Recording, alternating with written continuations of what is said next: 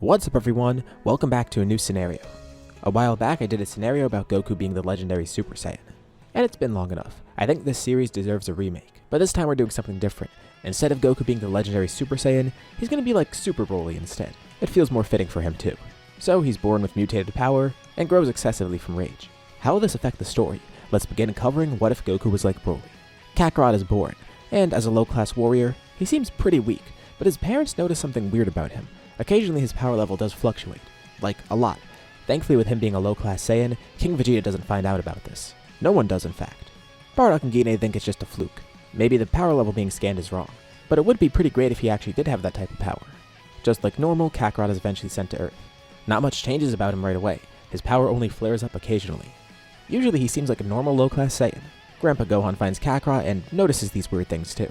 He gives Kakarot the name Goku, and notices some occasional flare-ups in his power, like his ki randomly going really high. Eventually he does drop Goku. He loses his memories and all. Obviously he didn't expect this to happen, so he wasn't powered up and on guard. This affects him in the same way it normally did.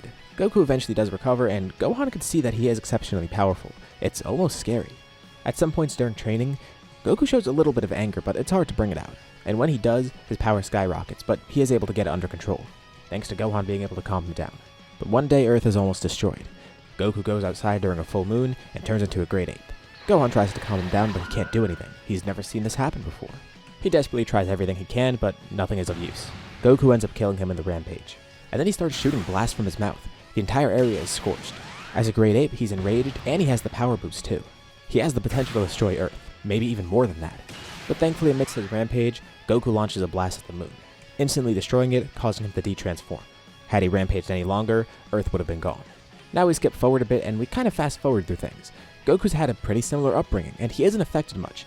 Yes, he gets strong when angry, but nothing really makes him angry at this point. He's still very easygoing, and of course he's a nice kid.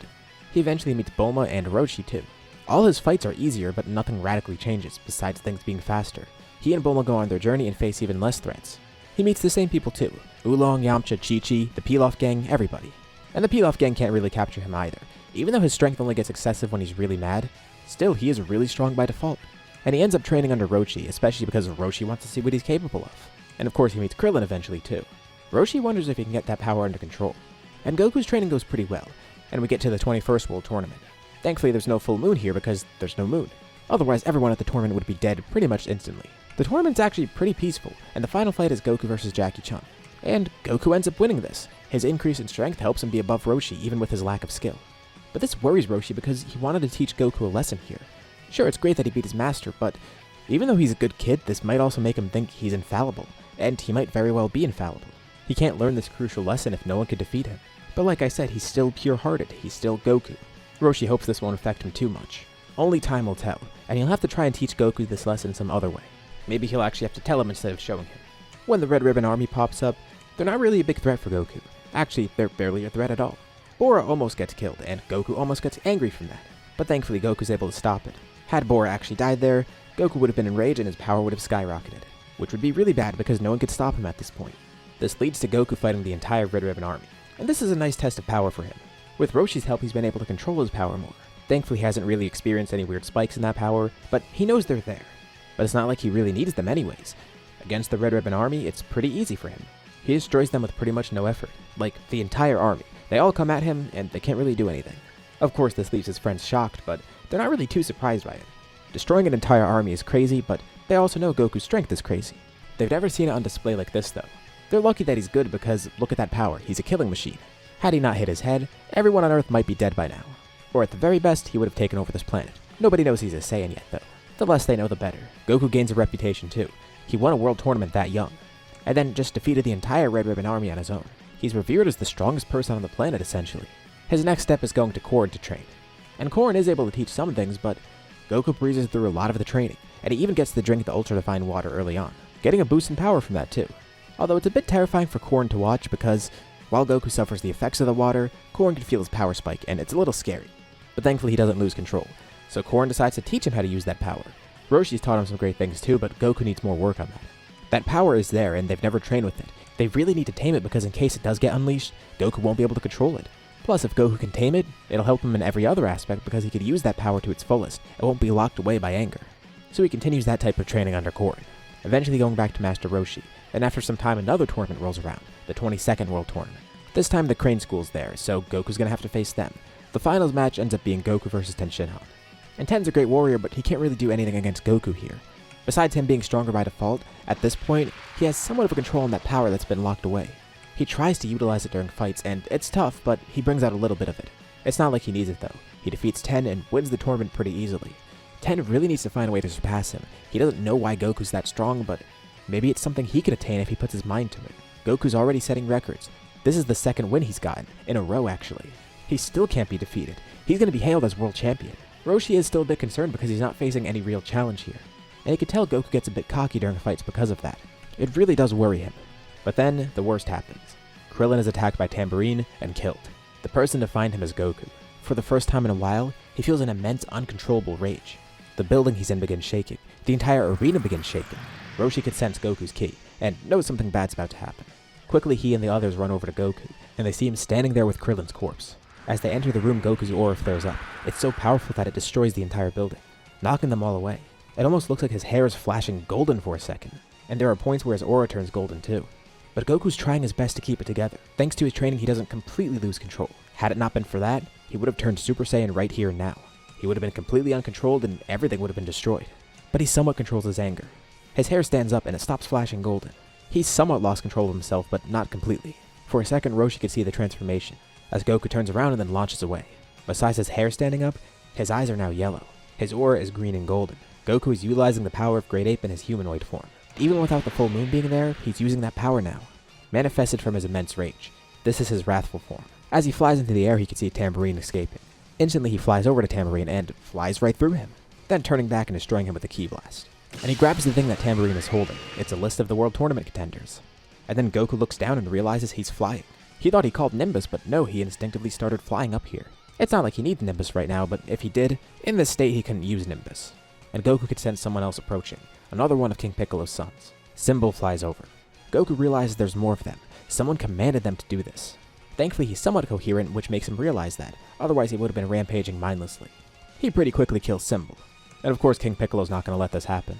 His ship goes over to where Goku is, watching Goku defeat Drum in the process too. He really has no choice, unfortunately. Even without his youth, he's going to have to fight Goku, but he's confident in his power. This kid seems powerful, but it can't be that crazy. Although, as Piccolo gets closer, he realizes it is that crazy. This leads to a death match between him and Goku, although it's really one-sided. Goku quickly launches a Kamehameha at him, destroying him completely. The Pilaf gang is barely able to make it out of there by taking King Piccolo's ship and leaving, thankfully without Goku noticing. Roshi and the others come over.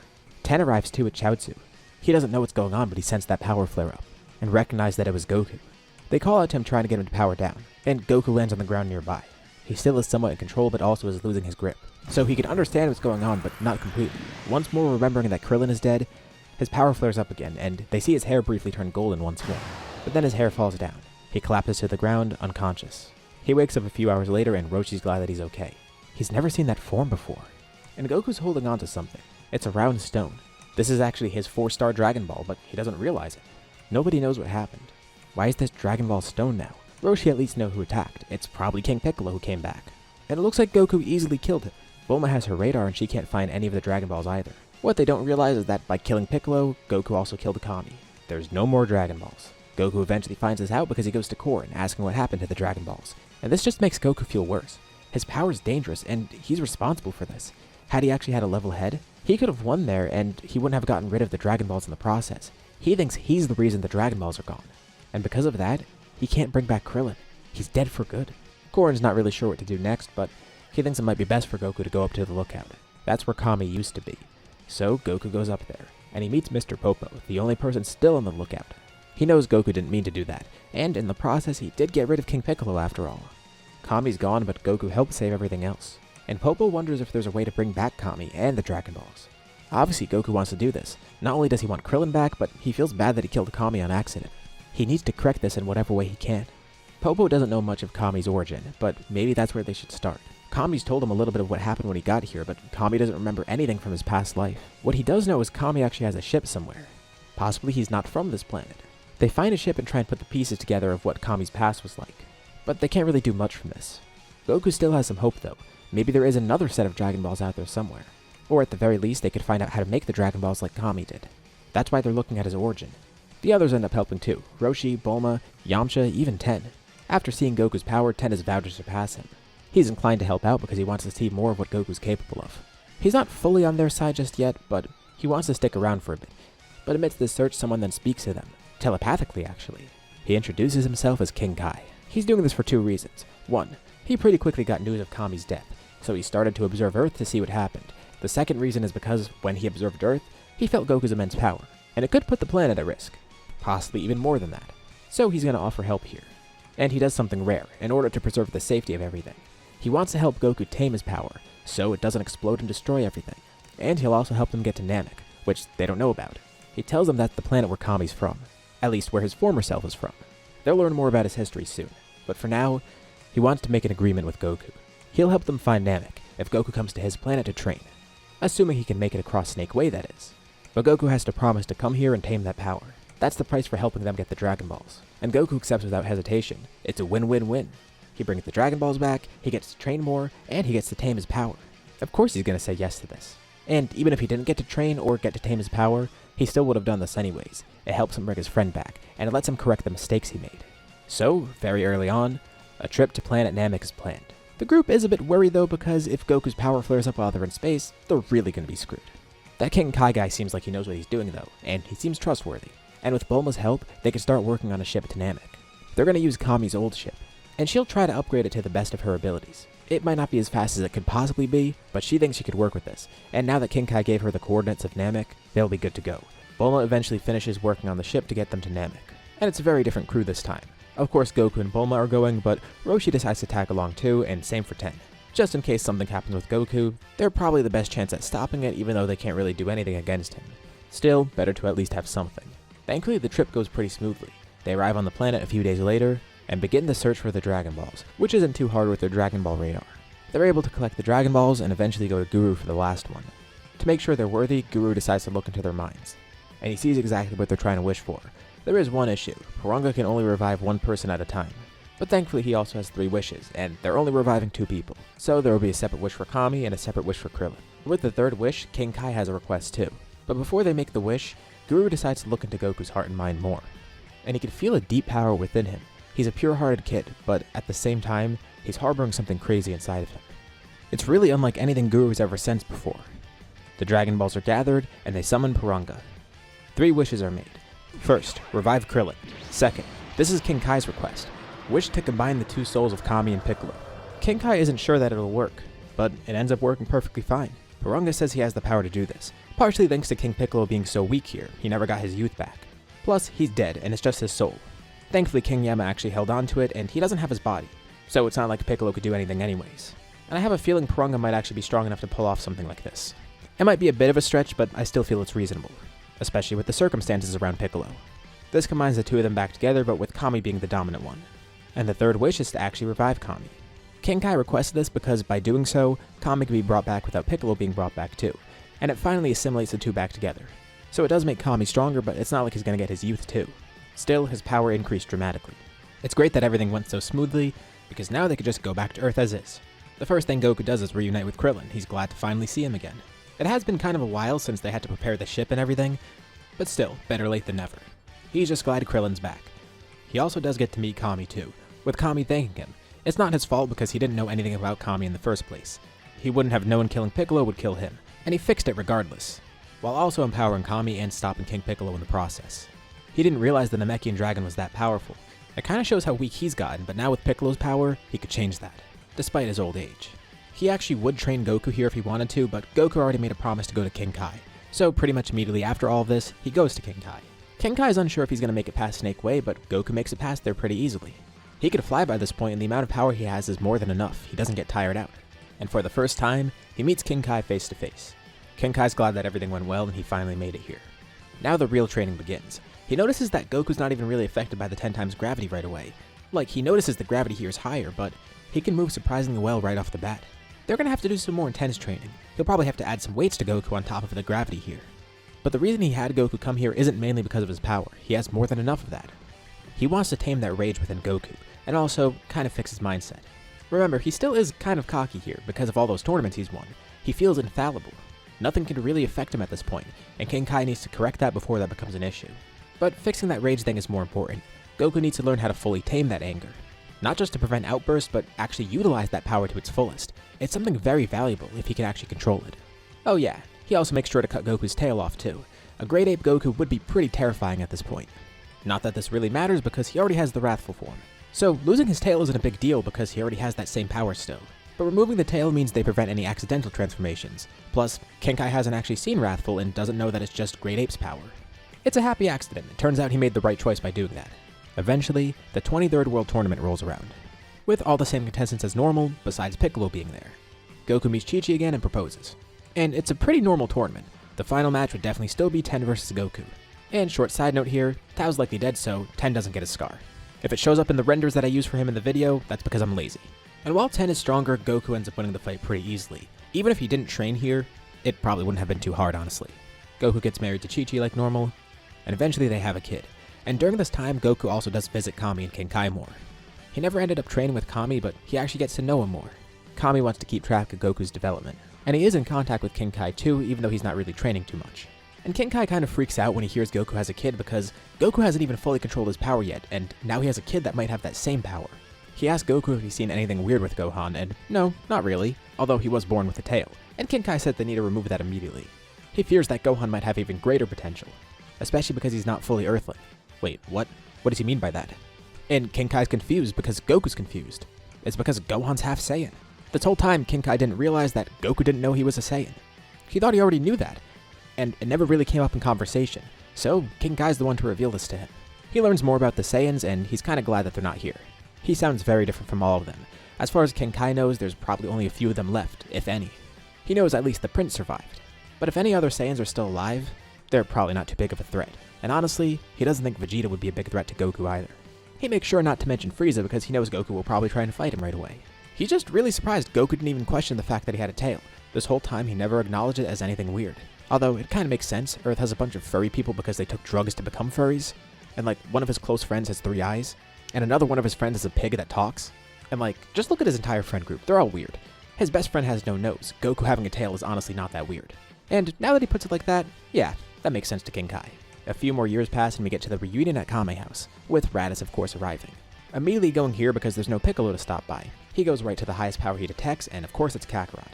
When looking at his scouter, he sees that Kakarot's power is about 500. Much stronger than anyone else on Earth, but still, he's a weakling. What he doesn't realize is that Goku is heavily suppressed right now, like very heavily suppressed, and his power is still that high. Goku learns Raditz is his brother, and that there's 2 more Saiyans alive, but he already knew he was a Saiyan. Also, he has confirmation of his name. Not that he's gonna go by Kakarot. Raditz tries to take Gohan, and that really doesn't go well. The second he even tries to lay a finger on Gohan, Goku gets enraged, grabbing Raditz's arm and almost crushing it. He'll give Raditz another chance to leave. If he really wants to fight, they're not gonna do it here. They're gonna have to fight somewhere else.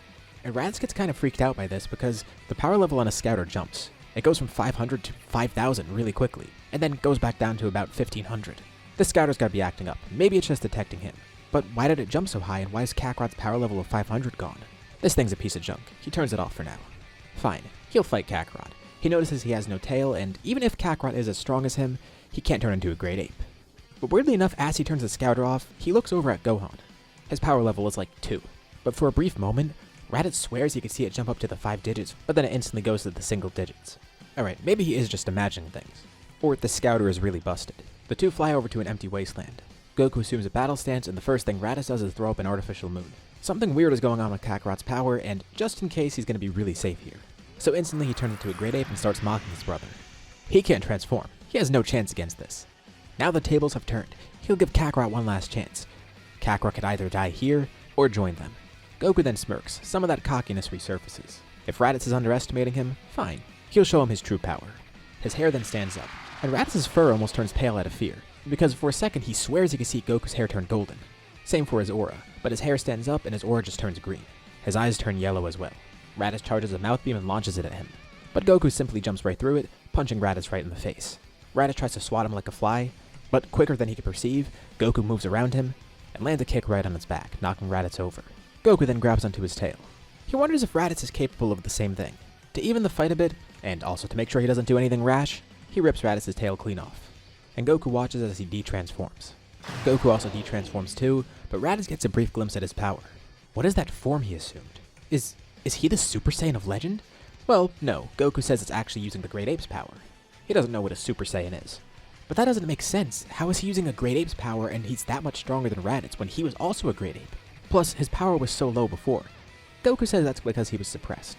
Raditz pulls out his scouter and tries to read Goku's power right now. It's dropping because he's suppressing himself. But he also briefly sees it in the 5 digits. This entire time his scouter has been working, he just wasn't believing it. So, how strong was he as a Great Ape? Goku shows off the full power of his base form, and it's at 200,000. Raditz's jaw drops. 200,000? That's almost half of Frieza's power. Isn't he like 530,000? And that means as a Great Ape, Goku's at 2 million. And Goku says this is all the power he could summon right now. When he's enraged, he gets even stronger than this. And usually that happens in that wrathful form he has. This isn't the full extent of his power. He tells Raditz he should leave though. Goku is not joining him, and Raditz is not going to be able to kill him either. So Raditz starts singing a different tune. He asks if Goku could help defeat Frieza. He's terrified of his brother. He doesn't want to die here. He tells Goku more about Frieza. He's not sure if it's enough right now, but if Goku keeps growing stronger, he can defeat Frieza. Goku's honestly not too interested in helping the Saiyans or stopping Frieza.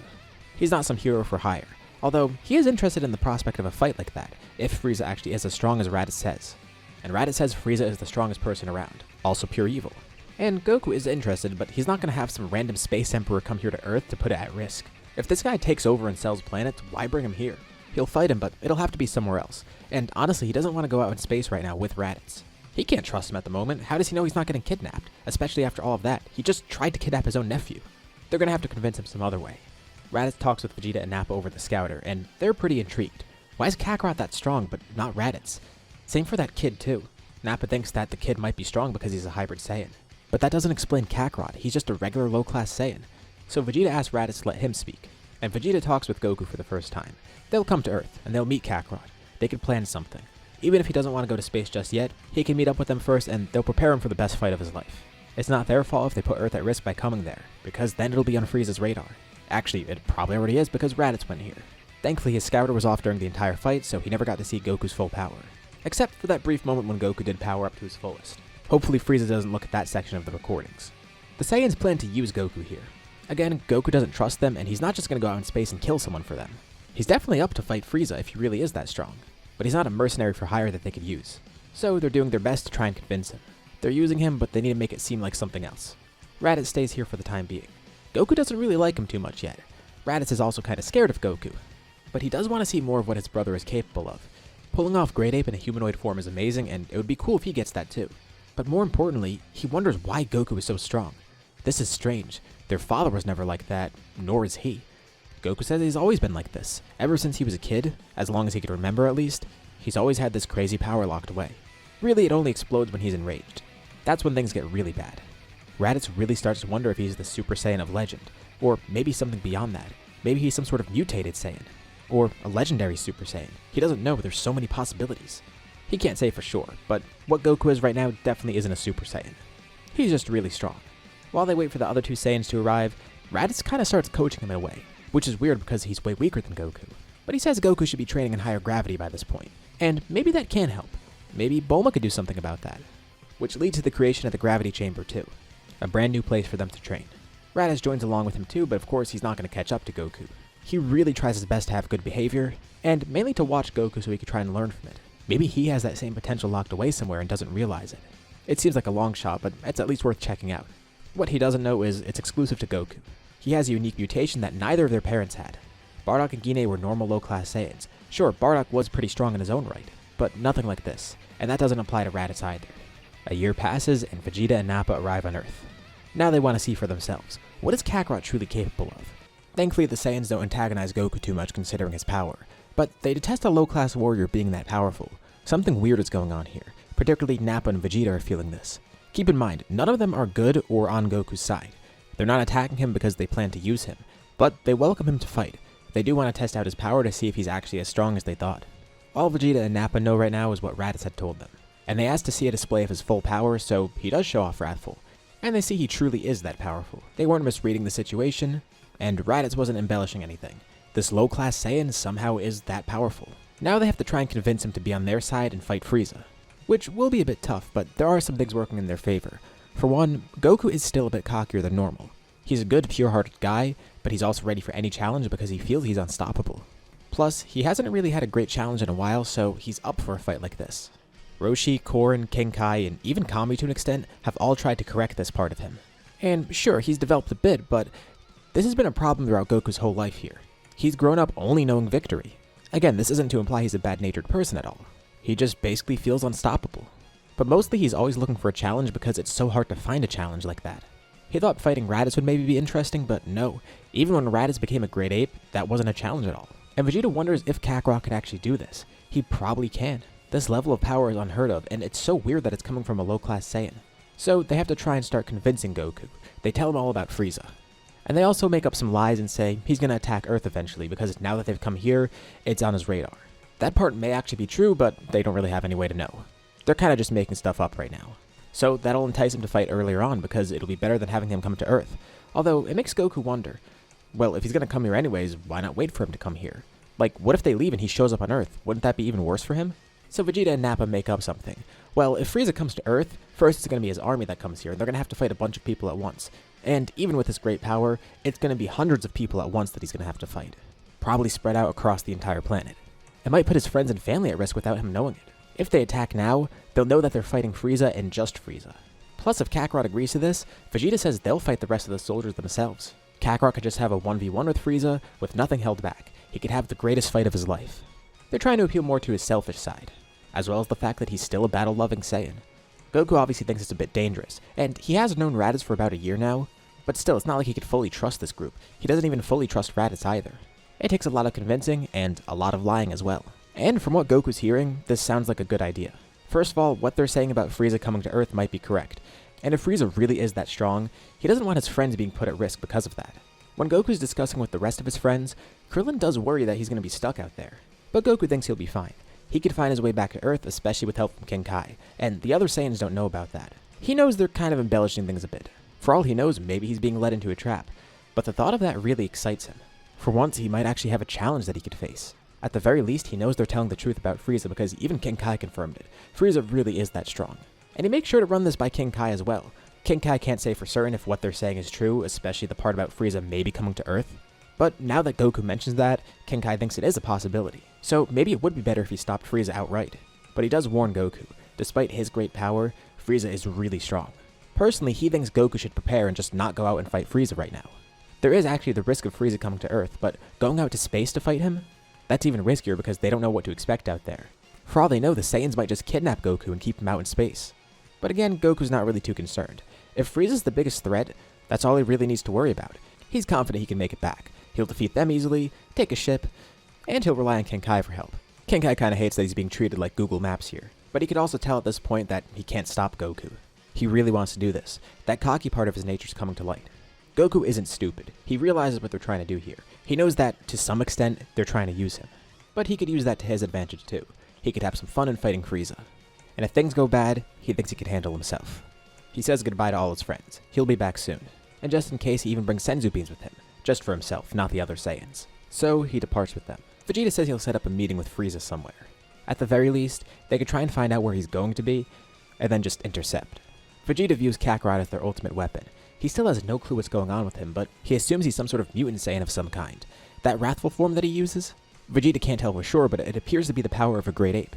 Although it makes him wonder if Kakarot is some sort of legend. There's so many rumors in Saiyan history, and maybe Kakarot is something like that. But also he wonders about Kakarot's son.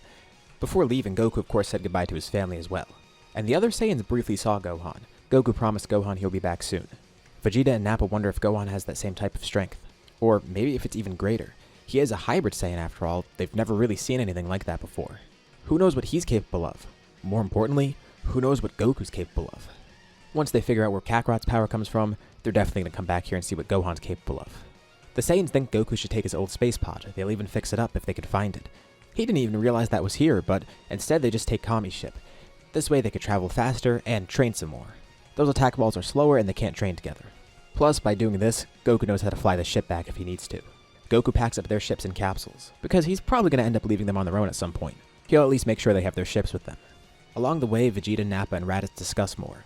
Nappa isn't really sure of what to think. Raditz got to know Goku more. He definitely doesn't have the mind of a Saiyan, but he's powerful. That's what irks Nappa the most. How is he so kind-hearted but also the most brutal warrior of any of them? Or at least, he has the potential to be the most brutal warrior. It's so strange, his strength seems to come from anger. But he doesn't fight like a monster. What Raditz finds so weird is that he's a low-class warrior like him. He's his brother, and Raditz doesn't have any of this potential, nor did his parents. And he is pretty jealous. Why does his younger brother have to be stronger than him? Vegeta also doesn't like to rely on this because he'd rather deal with Frieza alone, but this way, they get Frieza out of their hair. And who knows, maybe they'll actually have a great ally along their side now. He kinda doubts that Kakarot's gonna join them willingly later on, but maybe they could find other ways to use him. They don't know that Goku knows they're using him, so they're gonna try and manipulate him more. Especially because he might also be a liability. Who knows if he'll turn on them as well? Especially with that type of power, even with the control he has in it, what if he loses control? Eventually they arrive on a base of operations. Frieza's not here just at the moment, but Vegeta knows a way to draw Frieza out. He starts causing chaos around the base, basically starting an uprising. Raditz and Nappa join in having a lot of fun. Goku's already not liking this a lot.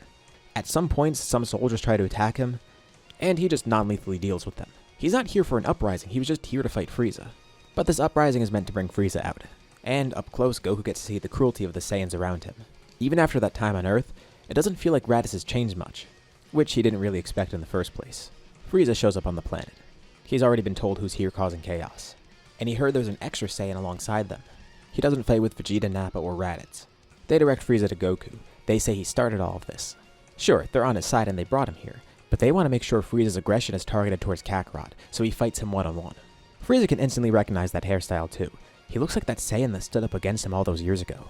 Weirdly enough, he's apparently Raditz's brother as well, which kinda makes him laugh. Raditz is just a low-class warrior and he's not that strong. He's the weakest of the three Saiyans. Raditz almost speaks up and tries to correct this because by now he's actually stronger than Nappa. But he bites his tongue because that not only will piss Frieza off, but probably Nappa too. No point in correcting him. The Saiyans watch, just trying not to laugh the whole time because Frieza keeps talking a big game, but they know Goku's gonna beat him. Frieza begins fighting Goku in his first form, and Goku is really underwhelmed. He goes into his second form, and it's the same case there. In his third form, he starts gaining some ground, but Goku shows even more strength, showing off his full power and base. Goku really hopes Frieza has more power locked away. He's getting really bored now, and it's kind of a shame. He came all the way out here just for this. This of course makes Frieza really angry because Goku's mocking him, and Goku honestly doesn't mean to do that. But he can tell just by the way Goku's fighting that he's not taking this seriously. Which also kind of scares Frieza a bit too, because why is a low-class Saiyan this strong?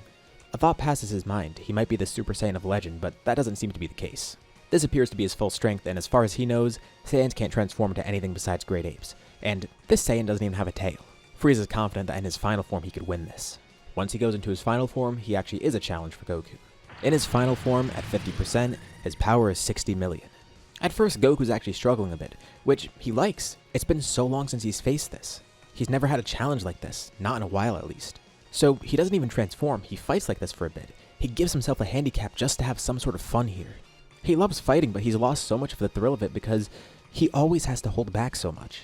Even here he's doing that. But this is great, this trip was definitely worth it, and he loves that he gets to test his power once more. And amidst this fight, he's actually been using Kaioken. It's something he never really uses because Wrathful's better, but again, he's trying to handicap himself to have some fun here. And he really is having fun. It stresses his body, but also evens the fight out. And he can tell Frieza's also holding back, so he lets Frieza power up even further. He makes it seem like he's going to lose, so he tells Frieza if he's going to lose here, he wants it to be against Frieza's full power. So Frieza obliges. He'll at least give this monkey a dignifying death, even though he doesn't really deserve it. He's feeling gracious now that he's ahead again. Frieza's now at 100%, and now Goku decides to go all out. He jumps into Wrathful. And of course, Goku hiding this just angers Frieza even more. But Goku did miscalculate something here. Frieza does have an advantage. He's far more durable than Goku. He could take a much more severe beating. Although for Goku, he does grow during battle. He adapts really quickly because he's just that great of a fighter. But also him being like Broly kind of helps there a bit too. Not to mention the fact that if he's enraged, he grows even further. He's running out of steam a little bit because of using Kaioken before, but it really doesn't matter to him. But there's another miscalculation. His cockiness made him take this fight too lightly. He's never met Frieza before, and he's heard all the things about him, but he underestimates how cruel Frieza really is. Frieza starts to get into Goku's head. He's from planet Earth, isn't he? This shocks Goku a bit because how did Frieza know that? He knew the Saiyans were probably planning against him, and he knew they found a strong ally on Earth, but he didn't really think anything of it because Goku didn't seem to be anywhere close to Frieza's level. Defeating Raditz isn't really a big deal to him. However, he did make sure to go over the cliffs. Frieza promises Goku that once he finishes this fight, he'll go to Earth and take it over himself. Although he does know there's another Saiyan there. What was his name again? Gohan, isn't it? That's a name he heard over the scouter. Didn't Raditz try to kidnap him? Raditz was smart to turn off the scouter after their battle, but Frieza still got plenty of great info before. He heard Goku talking to his friends, and even shouting their names at some points. He tries to remember the other names. He heard Bulma and Krillin too, and judging by Goku's reaction, that name Gohan, that's the name of his son, isn't it? A hybrid Saiyan. Well, he has to make sure the Saiyans are fully extinct. So after killing all of them here, he's going to Earth. And before doing anything else on Earth, he'll make it his priority to kill Gohan first. He doesn't even know who this kid is, but he'll take pride in the fact that he's killing the very last Saiyan in existence. And he'll make sure to let Gohan know that it's his father's fault. And even though the scouter only picked up a few things and it was pretty spotty, still, it gave Frieza more than enough info. Goku didn't expect to hear anything like this before. It seems what the Saiyans said were true. Frieza doesn't know about Earth, and he didn't realize Frieza knew this much. Frieza's trying to get into Goku's head here and make him angrier, just so he slips up during battle. But it does have an unintended side effect. He doesn't know what Goku's true nature's like. He doesn't know where Goku's power comes from. He was hoping that by making Goku angry, he'd be able to exploit that during the battle. But Goku's now feeling something he hasn't felt in a while. This is the first time basically ever that Goku's facing actual challenge. His cockiness did get the better of him, and while the battle is even right now and he does have the chance to win, still it's the first time he's faced a risk in a battle like this. But also this guy's directly threatening to kill his friends and family. And the craziest part is, he actually could probably do that. He has the power and the resources. Plus, Goku's in Wrathful right now, so he's already in kind of a volatile state, even though he can't control the form. All of this mixed together makes this feel like a real threat to Goku, and it pushes him over the edge. The thing he's feeling right now is immense rage, to a level that he's never felt before, at least not since Krillin was killed. But combined with the fact that he's already not in a great state, and the fact that he's actually being pushed by Frieza, well, it causes something to snap within him. Raditz, Nappa, and Vegeta see the same thing Goku's friend saw a while ago when Krillin died. Goku's hair starts flashing a different color, and his power starts increasing dramatically. He's losing control of it, which is weird for the Saiyans because they never saw him lose complete control. Frieza throws a punch, and Goku catches it. Frieza tries to draw his hand back, but he can't. Goku's grip on Frieza's hand tightens, and his hand is crushed. His hair starts glowing a golden color, and his aura shifts to a completely golden one too. But Frieza watches up close as Goku's eyes change as well. They become more of a bluish-green color briefly, but then his eyes become completely white, his aura that explodes, destroying everything around them, sending the Saiyans flying through the air and Frieza too. Goku's floating there above them, indiscriminately launching Ki Blast out in every direction, but the Saiyans can kinda see what's going on from the ground below. He's transformed into something else. Goku has become a Super Saiyan, and he has no control whatsoever. The Saiyans watch on in terror as Goku continues launching Ki Blasts, with Frieza also pretty mortified. There's no doubt that that's the Super Saiyan of legend. No one knew what to expect the Super Saiyan to be like, but definitely not this. Everything around them is completely leveled. Vegeta, Nappa, and Raditz barely make it out. Goku, of course, is pretty unhinged right now, but he attacks the first thing in sight, and that's Frieza. The one good thing about this is, part of him at least knows he has to attack Frieza. And it's a pretty short fight. Goku was already doing pretty well against Frieza before, and now he's just way far ahead. There's nothing Frieza could do. By taunting Goku, that ended up leading to his own death, because he's brutally beaten by Goku, and then killed. And the Saiyans are still pretty mortified, but at least that's one good thing that came out of this. They try and call King Cold over as well. Hopefully they can get a 2-for-1 special. But for now they need to remain hidden, or at least escape. But there's a big issue. Goku pretty much destroyed everything at the base. Goku actually has their spaceships in a capsule, but they're lucky enough to actually find one somewhere else. There are a few ships that got untouched, but they need to leave right now if they want to survive. Frieza's dead, and Goku's not their problem. Even better, Goku might just end up killing himself in the process. If he destroys the planet, he'll die. And that way they won't have to worry about him anymore. They won't have anyone to stand up against them. The Saiyans will be the strongest. Frieza and Cold will be gone, and so will Kakarot. They'll be free to do whatever they want. They get on their ship and leave. And by the time Goku notices the ship escaping, it's already too late. He hears a voice talking to him in his head though. It's King Kai, trying desperately to get through to Goku. He's realized the same thing that the Saiyans did. If Goku keeps raging like this, he might end up destroying the planet accidentally and then he'll die out in space. And King Kai has no clue of what else to do because, first of all, no one could even fight Goku at the moment. But even if someone could fight him, no one's around. He defeated Frieza with ease. And King Kai senses that King Cold is on his way as well, which is just going to complicate things even further. He actually wasn't too far out. When he heard there was an uprising, he was also heading in this direction. Frieza just made it here before him, and since he's lost communication with everybody else, it's only right that he continues going here. He arrives with some of the soldiers that he has, and all they see is a desolate wasteland. Frieza's nowhere to be seen, and there's not even a base left. The planet's in pretty rough shape too, but still somehow intact. Everyone is scattered then explodes as they pick up Goku's energy, and he can actually sense their ki. Even though he's acting mindlessly right now, this is so second nature to him that he senses this. Thankfully the Saiyans were able to lower their ki and leave. For everyone else here, that's not going to happen. Goku immediately starts fighting the rest of that army, with King Cole also trying to stop Goku, but he can't do anything. The second he starts fighting, he loses, barely living another few seconds before Goku kills him. King Kai can't believe what he's seeing. He didn't know Goku was capable of all of this. This power is even worse than the last one because with Wrathful, Goku at least had some sort of conscience, he knew what he was doing. But in whatever this form is, he's just completely mindless, he's on a rampage. Well, at least he's only fighting enemies right now, and fighting King Cold did buy him some time, as in it prevented Goku from destroying the entire planet because he was focused on killing King Cold. Which means he used more energy, and hopefully that means he's starting to run out.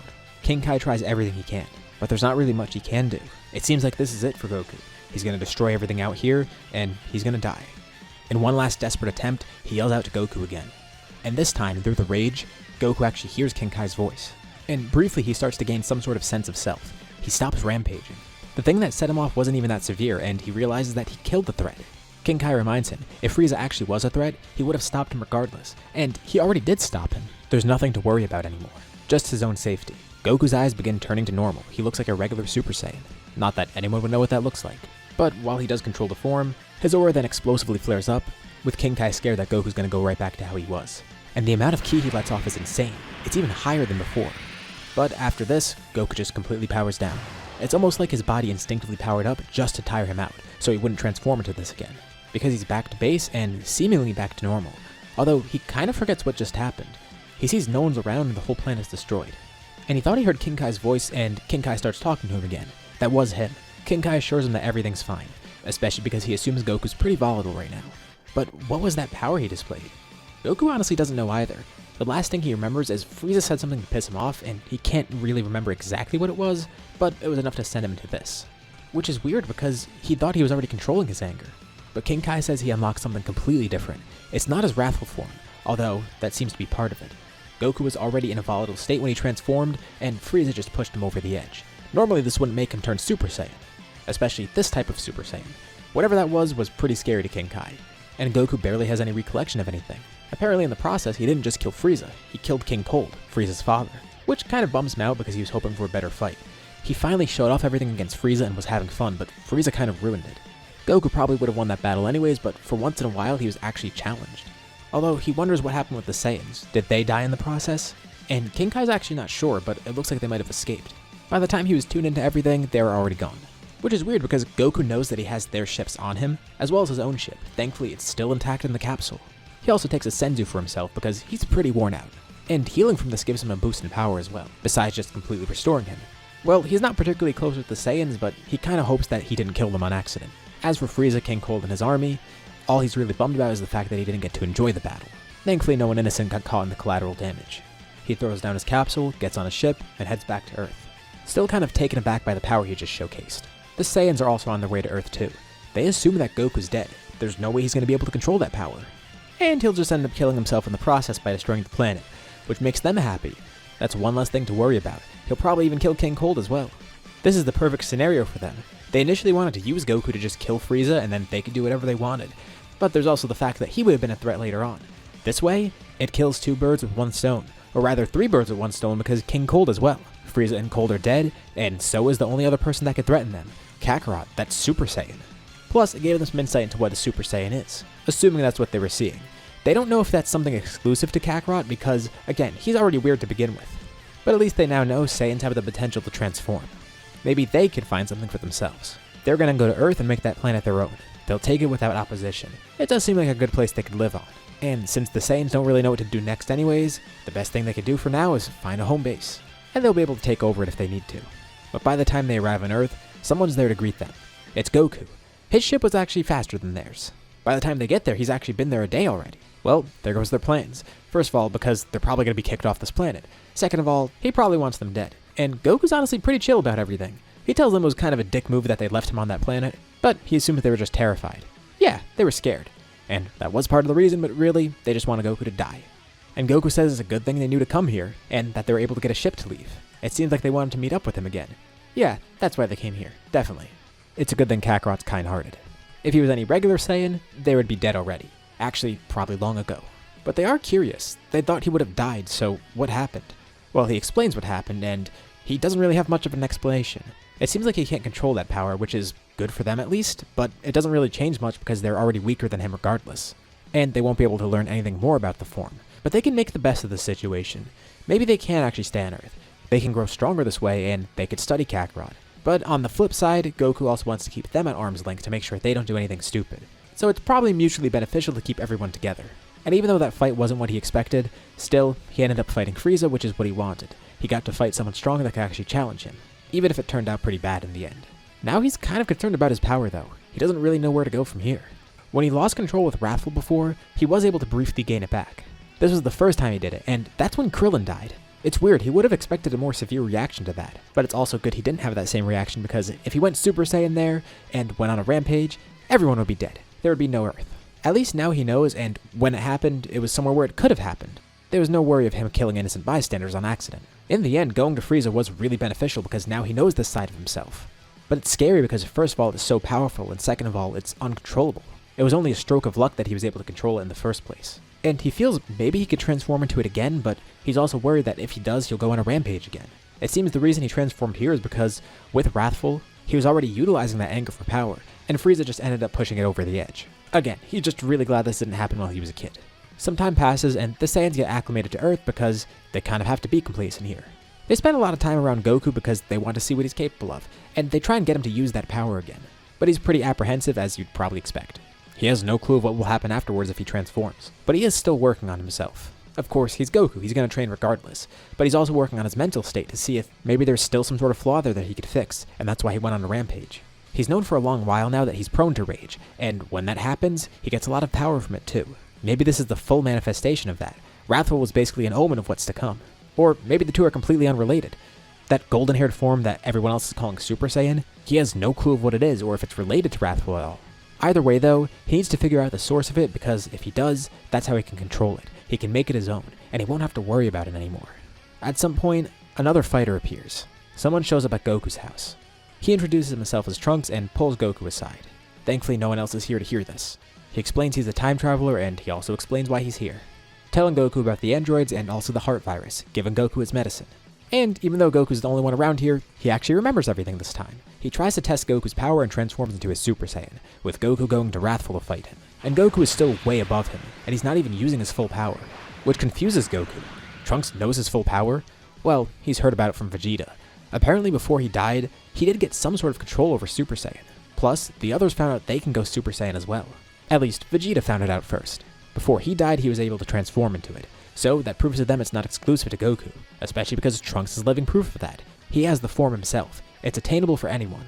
Well, this is all good news to hear. Except the androids part, and the heart virus part he guesses, but still, this means he could actually prevent everything. And he thanks Trunks for his help. Trunks just saved him from the heart virus, and he probably just saved everybody else from the androids. He'll return in a few years when the androids arrive. Now, Goku gets to work. He tells everybody about what happened, and he kind of has to explain everything with Trunks because no one actually saw him.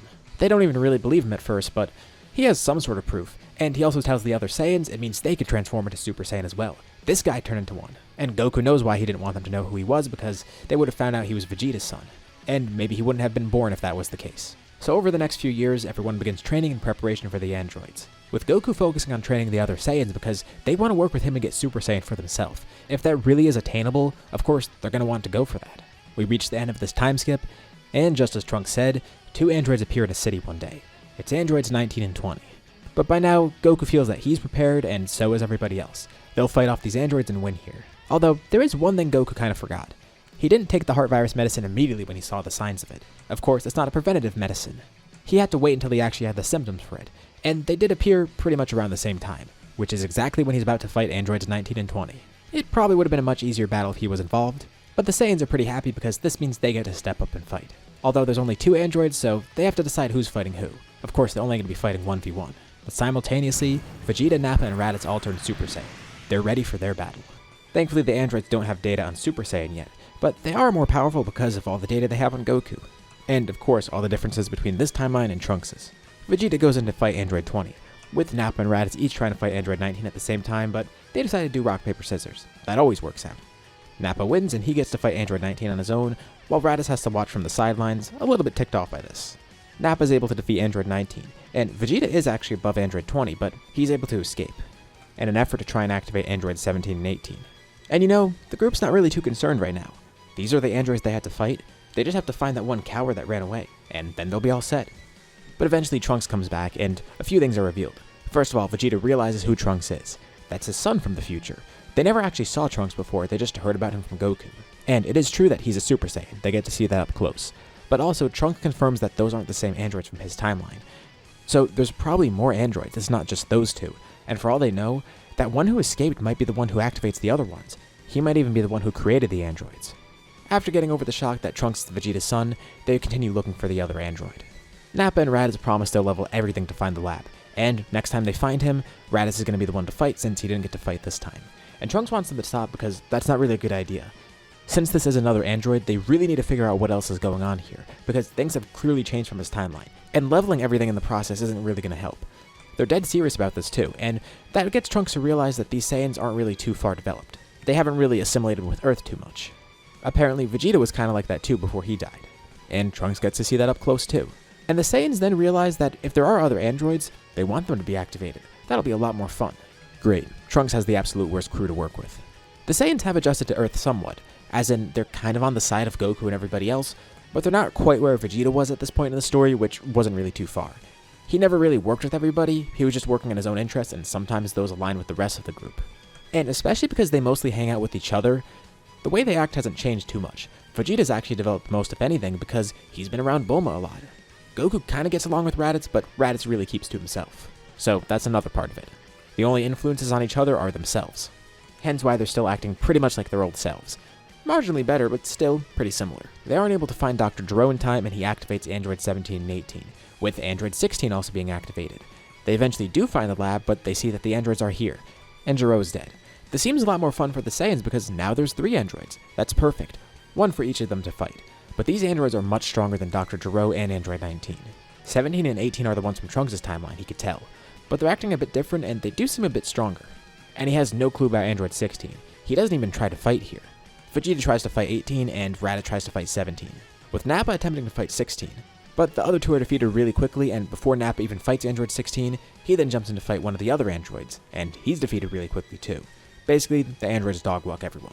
They're here to kill Goku, of course, so they don't kill everyone here, but they do beat them pretty badly.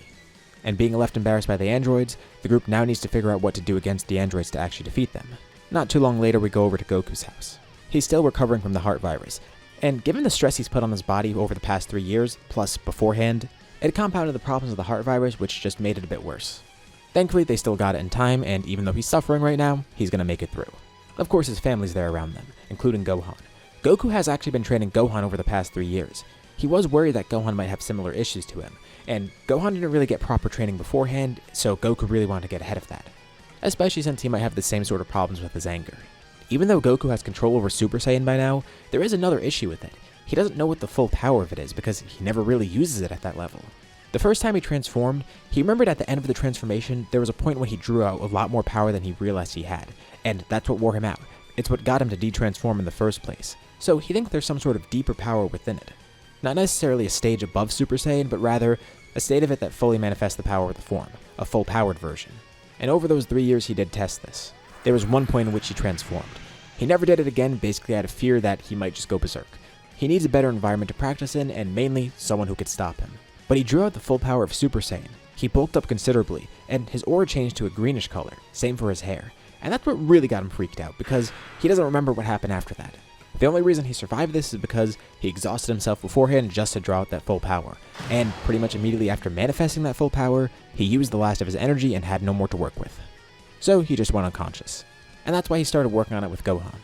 The other Saiyans know about this too. And while Goku's writhing on the floor in pain, somebody bursts into the house. It's Raditz. He tells Gohan to come with him. Chi-Chi of course isn't going to have it, and Gohan isn't really too sure of what to do. But Goku strains himself as he tries to talk. He tells them it's fine. It's probably for the best that Gohan goes to regroup with the others. Gohan does want to stay because Goku's in a bad state, but Goku says he'll be okay. He'll make it through this, he just needs some time. It's more important that they try and stop the androids right now. Because from what he's guessing, Raditz is here because the androids weren't fully stopped. And yeah, that's exactly why he's here. Goku says Gohan can go regroup with Trunks. He'll be a good hand with Trunks, and from what Goku knows, Trunks briefly did know Gohan in the future. Goku never got the full info about this. He doesn't know if Gohan died at the same time as the others, or if he lived longer, but if it was the latter, he feels like Trunks would have said that. Why'd he leave that out? Was there some sort of reason that he doesn't know? He goes unconscious again, and he'll have to worry about this later. Raditz takes Gohan, and they don't go to Trunks at all. Vegeta's off on his own, and Trunks is trying to reach him. Nappa did the same, and he's just kind of off on his own wherever. For Raditz, he thinks this is a good chance to get ahead of his brother. He hasn't given up yet. He will grow further, but he needs someone to work with too. Kakarot's useless right now, and at the same time, there is something Raditz is curious about.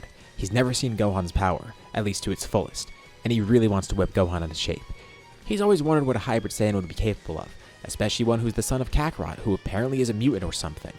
Gohan tells Raditz he can't fight the androids right now. He's definitely not prepared, and he doesn't have full access to his power. But Raditz reminds Gohan of who his father is.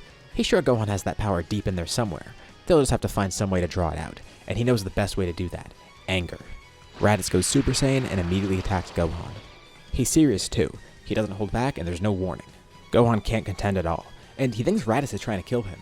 Raditz says that's exactly what he's trying to do. This is the only way to bring his strength out. Gohan has the potential to be better than him, and better than his father.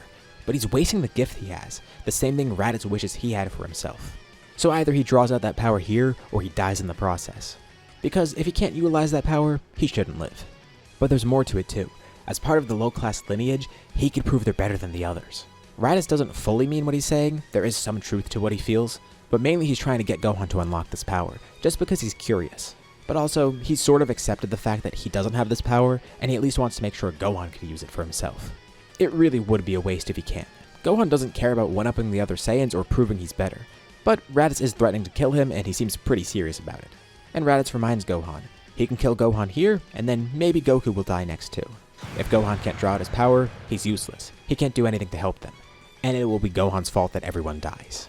Raditz keeps beating him up and taunting him, and it eventually does the trick. Gohan gets a huge rage boost. Not fully transforming yet, but Raditz can tell he's close. There it is. He hit a nerve. He's gonna keep going. Gohan's power rises dramatically. He's in base and heavily injured, but quickly he actually starts landing attacks on Raditz. They don't do much at first, but then they start hurting. He's powering up more.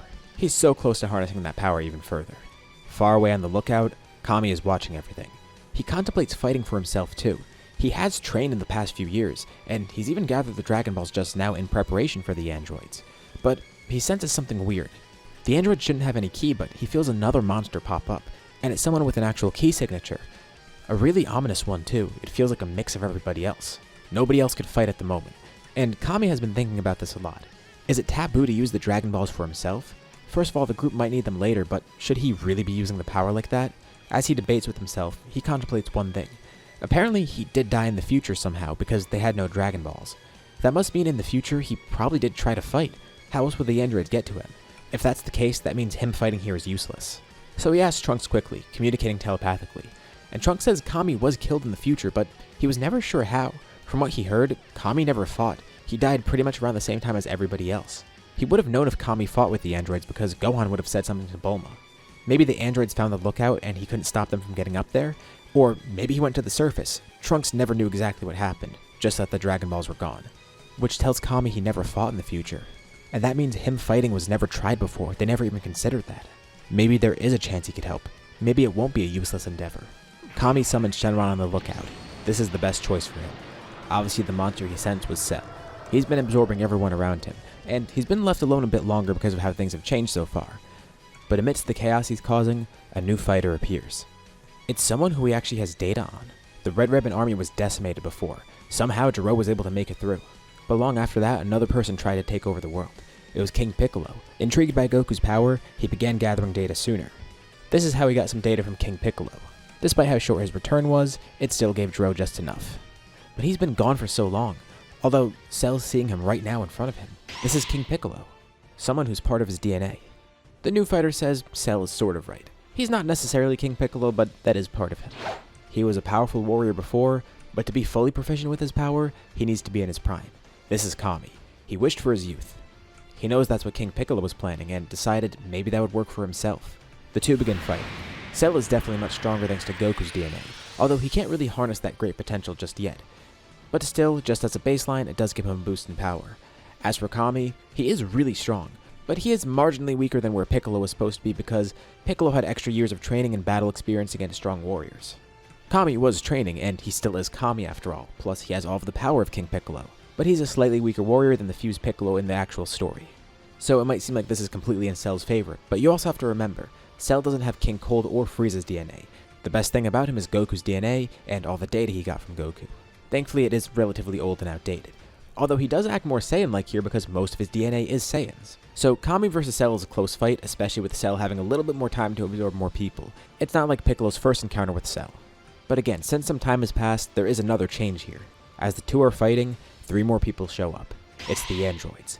Cell was actually heading towards the androids, and thanks to Android 16, they headed towards Cell because they could detect him fighting Kami. Cell isn't sure if he's strong enough right now to absorb them, but it might be worth a try. He has absorbed a lot of people, and he is stronger than normal because of Goku, obviously. He wanted to be close to them to figure out where they were going. But now he has a chance. As for Kami, he thinks he could have beaten Cell, but here, he knows he can't win. This is going to be a 4v1. Cell tries to attack Kami just to get him out of the way, but Kami then teleports away. He can go anywhere on Earth, so he avoids all of the attacks by doing this. He didn't immediately show this, but this is an ability that he has. As a Guardian, he could teleport limitlessly around Earth. And he's only grown faster. But maybe he could use this to his advantage. He could teleport one of the other fighters away from this area just so they're not grouped together. There are 2 issues with that though. For one, he doesn't know how strong the androids are, besides Cell. He only saw them fight the others, and he can't detect their power right now. But there's another issue he's not aware of. He doesn't realize that Cell's not allies with the other androids. He's here to absorb them. So quickly, Kami grabs onto Android 17 and teleports him away to a random area just to fight him, hoping he made the right choice. His plan was to fight the weakest android one-on-one. That would be the smartest option. But again, it was kind of a gamble. He didn't know which one was the weakest. He hopes he could fight against 17. And he could do this, divide and conquer, defeat them one by one. That might be their best option here. Even better if one of his allies joins him. This of course leaves Cell alone with the other 2 androids. They have no clue of what his plan is, but obviously they're not going to trust him right away just because he's another android like them. And Cell knows this too. He has one shot here. He lunges at Android 18, trying to absorb her. 16 realizes Cell's a threat, but by the time he gets ready to attack, it's already too late. Android 18's partially absorbed, and if 16 tries to attack Cell, he's going to be attacking her too. So he watches as she's fully absorbed and Cell transforms, becoming semi-perfect. A very brief fight then takes place between 16 and Cell, with 16 dying here. This is great. All he needs now is Android 17. He'll just have to find where he went. Meanwhile, far away from here, Raditz continues his brutal training session with Gohan, and he finally has a breakthrough. Just like the rest of the Saiyans, Gohan's hair begins to turn golden. Although, now Raditz is kind of worried. Yeah, he drew out the power like he wanted, but he didn't really think of what he'd do after the fact. You know, to calm Gohan down and defeat him. For the first time, Gohan becomes a Super Saiyan. And the worst part is, he's completely berserk just like Goku was the first time he transformed. Kami briefly battles Android 17, and realizes that he can't win here. But it's also very clear now that Cell isn't with Android 17, and he tries to sense what's going on. He could feel Cell's power rapidly increasing. 17 can't feel this, but Kami relays it to him. He doesn't think 16 and 18 are going to win that fight, and Kami didn't even realize that they'd be fighting in the first place. He nervously chuckles, telling 17 that it looks like they have a common enemy. 17 doesn't buy any bit of this, but Kami then places a hand on him, teleporting him to the lookout, because Kami also wants to see what's going on, and the 2 of them look from up there, seeing Android 18 is nowhere to be seen, and they see a scrapped Android 16 nearby, as Cell is transforming, now in his semi-perfect state. Neither of them has a clue of what happened, but given the fact that Kami knows Cell could absorb people, maybe absorbing Android 18 helped him grow. Something about her being an android helped him do this. But he didn't realize that part. He didn't know that Cell was going after the androids, he just knew that Cell could absorb people and wanted to kill Goku. And of course 17 can't believe what he's witnessing either. 18 is dead.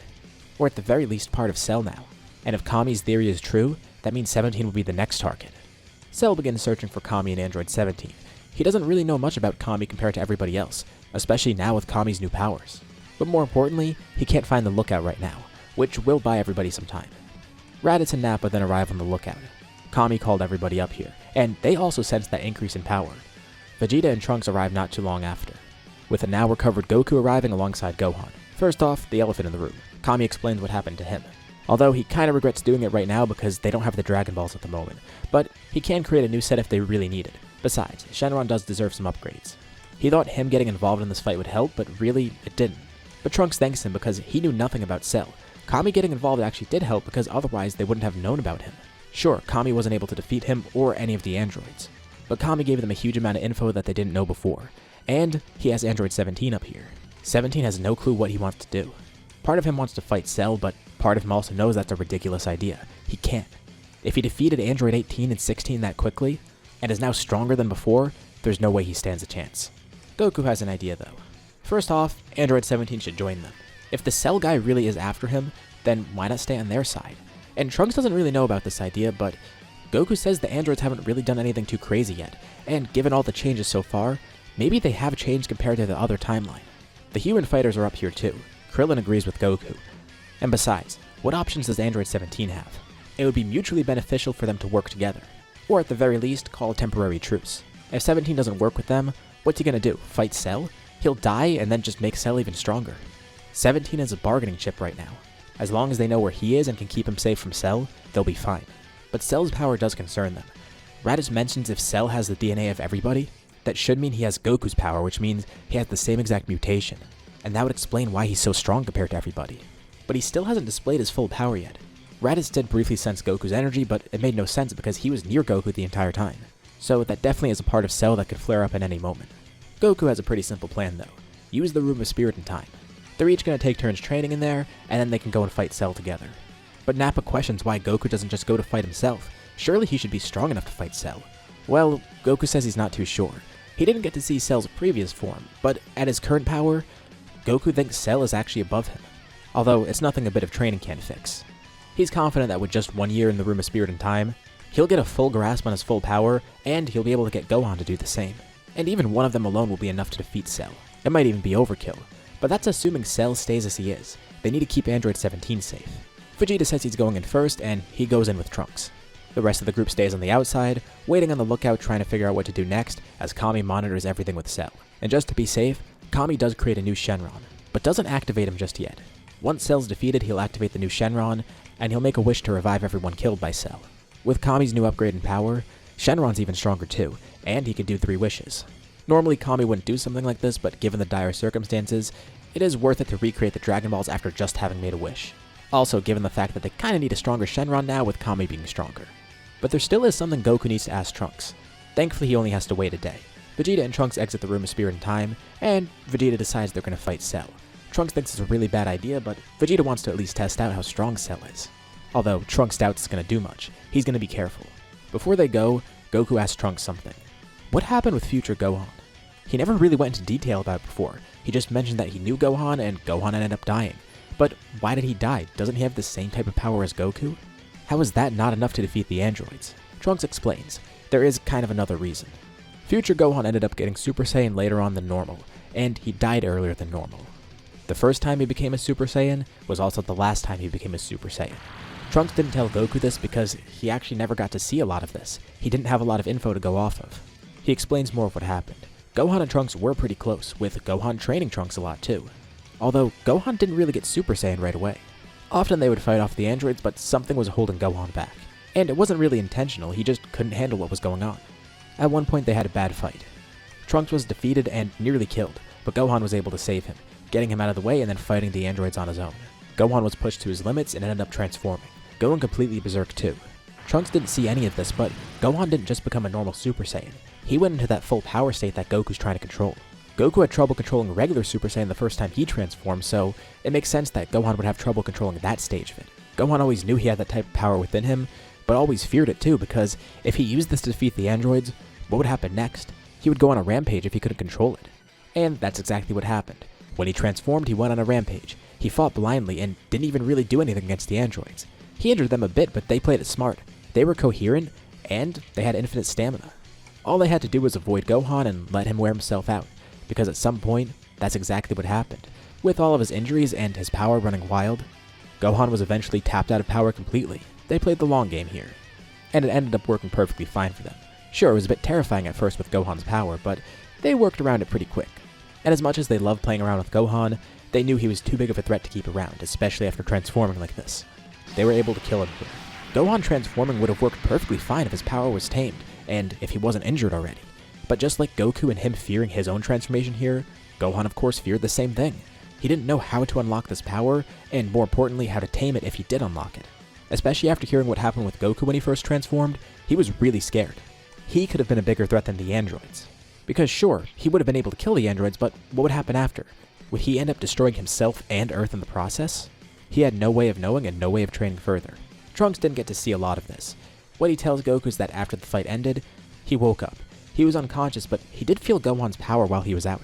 But by the time he got over there, the androids were already gone and it was too late. Gohan was dead. And this was the catalyst for Trunks turning Super Saiyan. So Trunks became a Super Saiyan earlier on. but of course at a cost. And while he barely was able to sense the power because he was unconscious, still, he felt it. It was that powerful, and it was exceptional. It's almost like Gohan's power stuck with him, like it left a stain on his brain. That's how potent it was. Well, Goku thanks Trunks for that. Sure, Trunks didn't know much of what went on, but Goku fills in the pieces and assumes what happened there. Both he and Gohan will be perfectly fine. They're going to tame this power completely. Goku's already made great strides. And especially because future Gohan didn't get that same type of training that Goku gave Gohan here. He's already ahead of where he should be. He already displayed some level of control, and thanks to Raditz, they know a little bit more about his power. Goku needs to harness his full power, and Gohan needs to control Super Saiyan and then harness his full power. Vegeta tells Trunks they're leaving now, and the two jump off the lookout, with Raditz and Nappa heading into the time chamber next.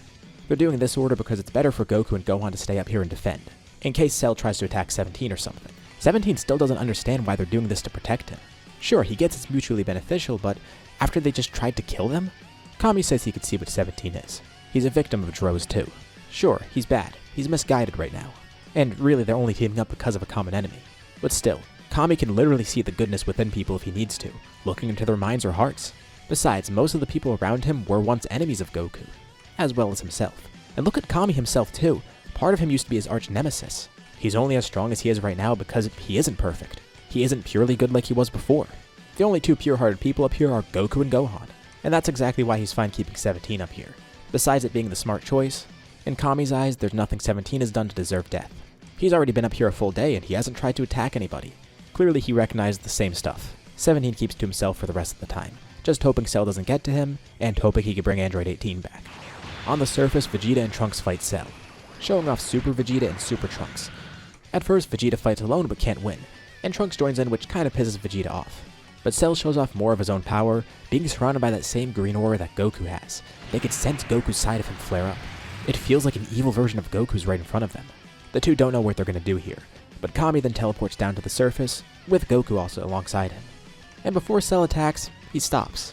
Kami grabs onto Trunks and Vegeta, teleporting them back up to the lookout, with Goku staring down Cell.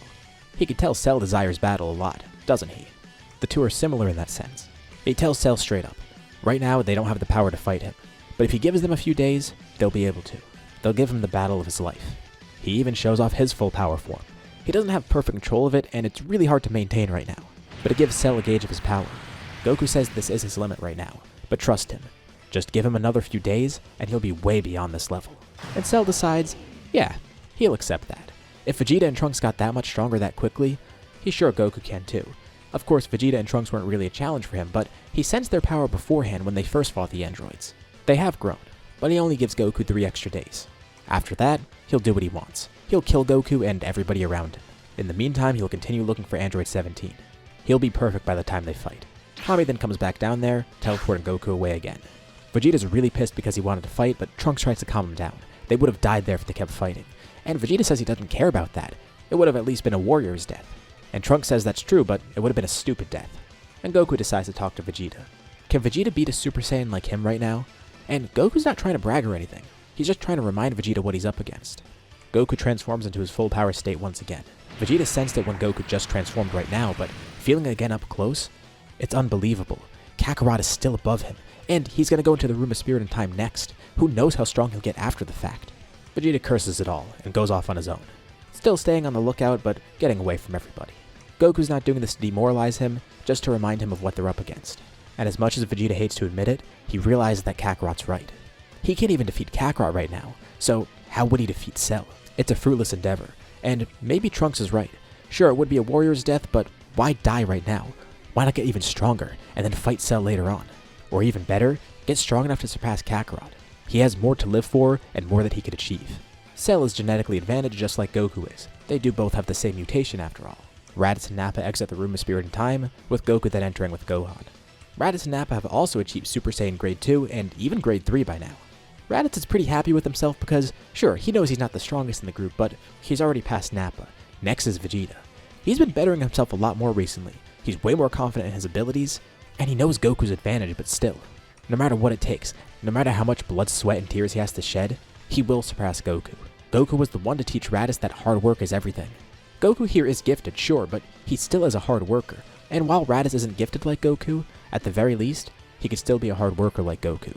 He may be an average low-class warrior without any mutations, but he can become so much more than that. That won't define him going forward. A few hours pass. Goku and Gohan are still in the time chamber, but somebody arrives on the lookout, forcing his way up there. It's Cell. Kami tried to turn him away, but Cell basically forced his way through. He has too much power for Kami to hold back. Usually Kami can decide who comes to the lookout and who doesn't, and especially with his power right now, there's not really anyone that can get past him, besides Cell. 17 quickly hides. Thankfully he has no ki to sense. But Cell's not stupid. He knows 17 is up here. He was last seen with Kami after all, and Kami was just teleporting everybody around. Surely they all have to be grouped together. He sees Vegeta and Trunks again too. He tells them not to worry. He's not going to kill them. He would rather fight everybody at once in a few days because soon enough he will be perfect. With one laser from each of his eyes, he blasts Trunks and Vegeta off the lookout. Nappa and Raditz then rush over at him, but he does the same, telling them again that they don't need to fight right now. He just wants to keep them away so he could find Android 17. Cell then turns to Kami, telling him not to worry. That pep talk from Goku was really good. For the time being, he's decided he's not going to kill Goku. He doesn't know where Goku is right now, but he'd rather let Goku grow. With all of this power, none of the people here could challenge him, besides Goku. Why would he want to kill the only person that can give him a fun challenge? He walks around the lookout, even passing by Ten, Krillin, and Yamcha who just look on in fear. The Saiyans all fly back up, but before they could do anything, Android 17 then steps out, holding a hand to his chest. Cell was about to discover him anyway, so there's no point in hiding. If Cell gets any closer, he'll detonate himself. And Cell chuckles, so he's figured it out. Cell's here to absorb him, just like he did with Android 18. To catch 17 off guard, he then imitates Android 18's voice, telling him to join. Assimilate with Cell, and this briefly does catch 17 off guard, with Cell then stretching an arm out, quickly breaking 17's arm and taking it away from his chest. Telekinetically he restrains Android 17, stretching out his tail to absorb him. Everyone watches on with complete fear as Cell begins to transform into his perfect state. And once more he reminds them, they're not going to die here. He has no need to fight them. He just wants to grow strong enough for his battle with Goku. For the time being, don't worry about death. That's not going to happen until after he beats Goku. Just sensing Cell's power alone makes their blood curdle. He slowly and casually walks to the edge of the lookout, and then turns back, waving at them. He'll see them in a few days. He'll even set up a nice arena for them to fight in. Goku and Gohan exit the time chamber, with both of them being in Super Saiyan, at least what appears to be Super Saiyan. It's that green-haired form Goku's using. They both learned to master Super Saiyan at its full strength. The others can't believe what they're seeing either. They're using it so effortlessly. They can't even do this with regular Super Saiyan yet. Goku and Gohan get confirmation that Cell became perfect, although they already assumed that. Not that it matters too much. They're ready for this fight, and they're confident that they could win. Gohan of course has learned to control his form, but as for Goku, he thinks he himself is going to be enough. Also, he did see a bit of Gohan's anger in the time chamber, and he doesn't really want Gohan to go berserk. So just in case, it's better if Goku starts out the fight on his own. The two are pretty similar. They both get power boosts from rage. The difference is, Gohan has a much shorter fuse, and his power seems to be more explosive. Despite Goku's strength also coming from rage, he's controlled that completely. As for Gohan, he's controlled the form, but not necessarily his rage. Goku can summon his full power with no issues and not go berserk. As for Gohan, he's fine as is, but if something sets him off, who knows what's going to happen. Cell is waiting for the two of them, and when the time comes, they go to the arena to fight Cell. The first fight is between Goku and Cell, and right off the bat, it becomes pretty explosive. Goku's controlling his power so well, it doesn't even seem like he's in that green-haired form. Usually when he's using that, his power runs wild, but now Goku's made it a lot more efficient, and his control over it is a lot more nuanced. Cell's pretty surprised at his growth too. Well, it's only natural that Goku can get this strong. But this does impress him too, and it's giving him a pretty fun battle as well. Cell's primary advantage is the fact that he could regenerate. The issue with him is, he doesn't have the same control over this power that Goku does. Goku's grown with it, he's evolved it. Cell has huge reserves of power but doesn't know how to fully utilize them, and he probably is prone to the same rage issues that Goku had earlier. Goku recognizes Cell as a huge threat, especially with the things I just mentioned, but for once in a while he actually has an opponent that can challenge him. So he's gonna enjoy it for a bit, but he makes it a point to finish this as well. He can't let Cell get angry, otherwise he might be too volatile, and his power would be uncontrollable. Goku starts taking the fight even more seriously, causing Cell to draw out all of his strength, and Goku could feel it in his ki. Cell's drawn out all his power and he's at its limit. If he pushes Cell even further, he might go completely berserk. They need to avoid that. So instead of fighting even further, which might antagonize him, Goku decides to finish him, charging a Kamehameha, with Cell deciding to do the same. It looks like Goku's giving up at the sight of his full power. He'd love to see how Goku handles this blast. They each launch a Kamehameha at each other, and the two beams clash with immense power. It feels like everything around them is shaking. The arena that they were once standing on is now completely vaporized, and everyone watching nearby is blown back, besides Gohan who's already powered up. And as Gohan's watching, he could see that the two of them are pretty much even right now. This worries him, but he's prepared for it. If Goku and Cell are equal right now, then all Goku needs is someone else to help him out. He lets the beam clash go on a bit longer, and then he gets a signal from Goku. Now's the time to act. They planned for this in the time chamber. Goku did want to fight Cell alone, but if things got too hectic, he said that he wanted Gohan to join him. Again, it's too risky to let him run loose like this. Goku is a lot more cautious about things like that here, especially with a villain that has his own power. He knows from previous experiences that this could be a bad thing. So as much as he would love a 1v1 and just to test Cell's power, he reluctantly decides to do this. Gohan jumps in with Goku, launching his own Kamehameha. Their beams combine and completely overwhelm Cell's. He puts more power into his, even going berserk for a brief moment. Just as Goku predicted, but it's not enough. Thanks to Gohan joining in, Cell is completely overwhelmed. And before his uncontrolled rage is completely unleashed, he's swallowed up whole by the two Kamehamehas, with every little bit of him destroyed. Trunks can't believe it. They did it, and Gohan even controlled his power. It's amazing because with future Gohan he was never able to do that, but this Gohan has perfectly controlled it, so has Goku. It makes him happy. Sure, things might have gone bad in the future, but Trunks rectified it here. Plus, he's gotten stronger. He could probably take on the androids in his timeline. And if not, well, they did prepare. They did get the idea of raiding and destroying Jiro's lab, which not only prevents Cell from coming in this timeline, but also gives Trunks the self-destruct remote. And future Bulma could probably tweak it so it works on those androids if it doesn't already. Raditz watches on happily too. His training paid off. He knew he probably wouldn't fight here against Cell, but still, he's bettering himself. And it's weird. He hasn't really felt this before, but he feels kind of proud of Goku and Gohan. After all, he did train Gohan a bit. It's a strange feeling for him. He's never experienced anything like it. He's proud of his younger brother, not just proud of himself. He's above Nappa now, and next he's going to overtake Vegeta. Vegeta does still feel left behind. Nappa's kind of accepted all this by now, but as for Vegeta, he's getting really competitive. He knows Goku and Gohan are gifted, but still, he got surpassed by a kid. And Kakarot is so unreachable now. Plus, Raditz and Kami are closing in on his level too. And he couldn't do anything against Cell. It makes him feel weak. He really doesn't know how to feel about this. What happens now? Well, Kami has the Dragon Balls prepared, and they could revive everyone killed by Cell. This does include the androids too. It's a shame. Kami could see that those androids weren't really as bad as they were in Trunks' timeline. Despite barely knowing Android 17, Kami observed him and he saw that he wasn't some pure evil monster. He and 18 were victims to Jiro. He recognizes that he might be too empathetic here, but as Earth's guardian, it is his responsibility to watch over everyone too. And at the end of the day, these two are his subjects and he ended up being right about them thankfully. And of course the Dragon Balls are stronger too thanks to Kami being stronger. This is a completely new set now. Trunks returns to his timeline, thanking everyone for their help. And he's able to defeat the androids there as well as prepare for Cell. Even though the imperfect Cell that he's going to counter will be much stronger, it's not something Trunks can't handle. It'll be a tougher battle, but he's prepared for it going forward. And he doesn't stop training. Now we enter the 7-year time skip. Goten is born.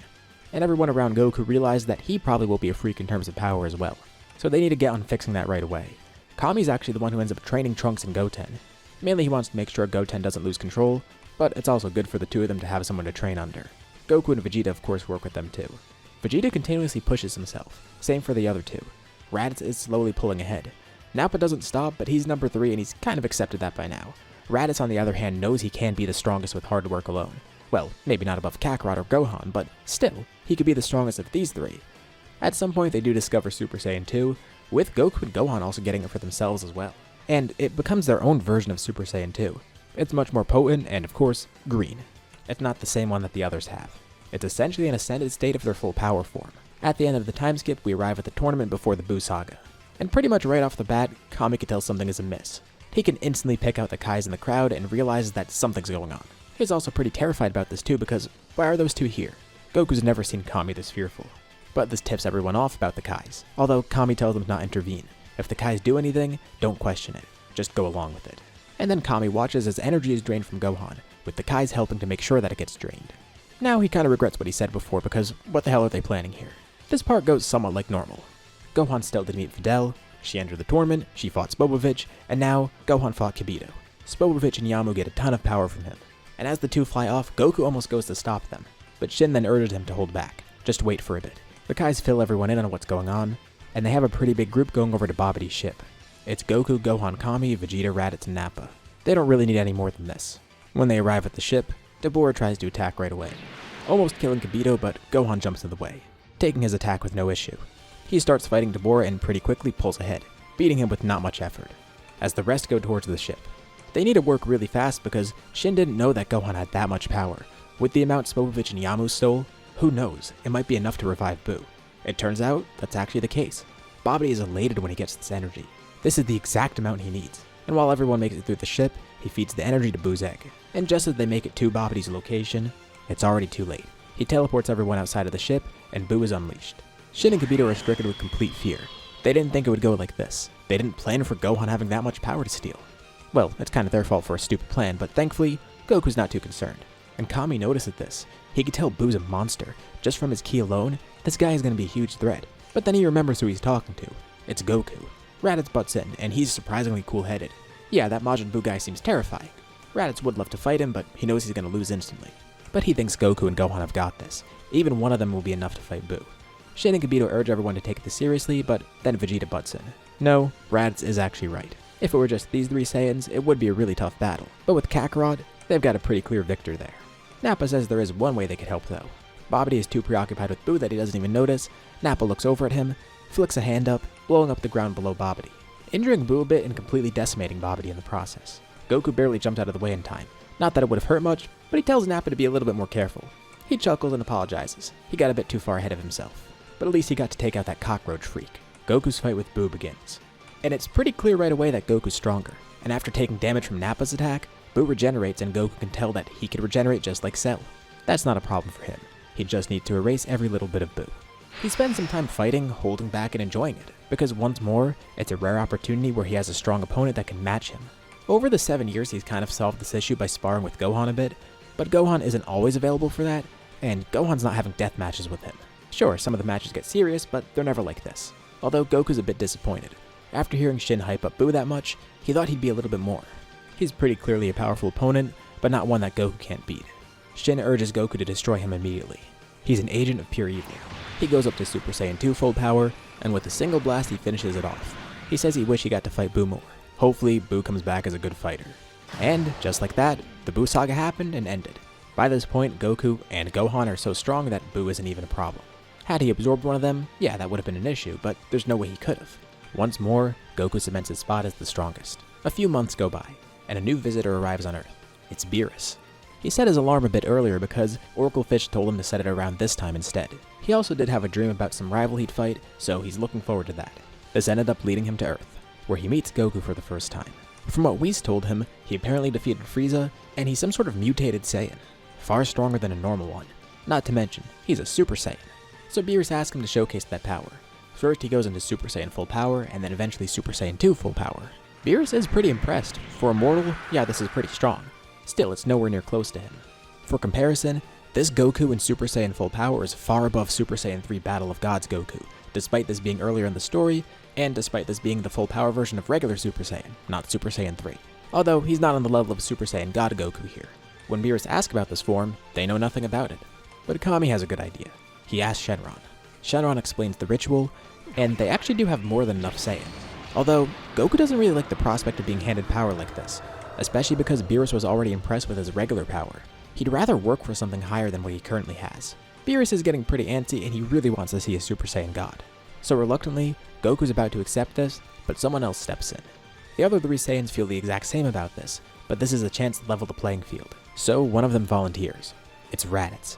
His brother is gifted, but he could be strong too. He also agrees with Goku. He would rather train for his power. Hard work has gotten him so far already, but how often do they get to become gods?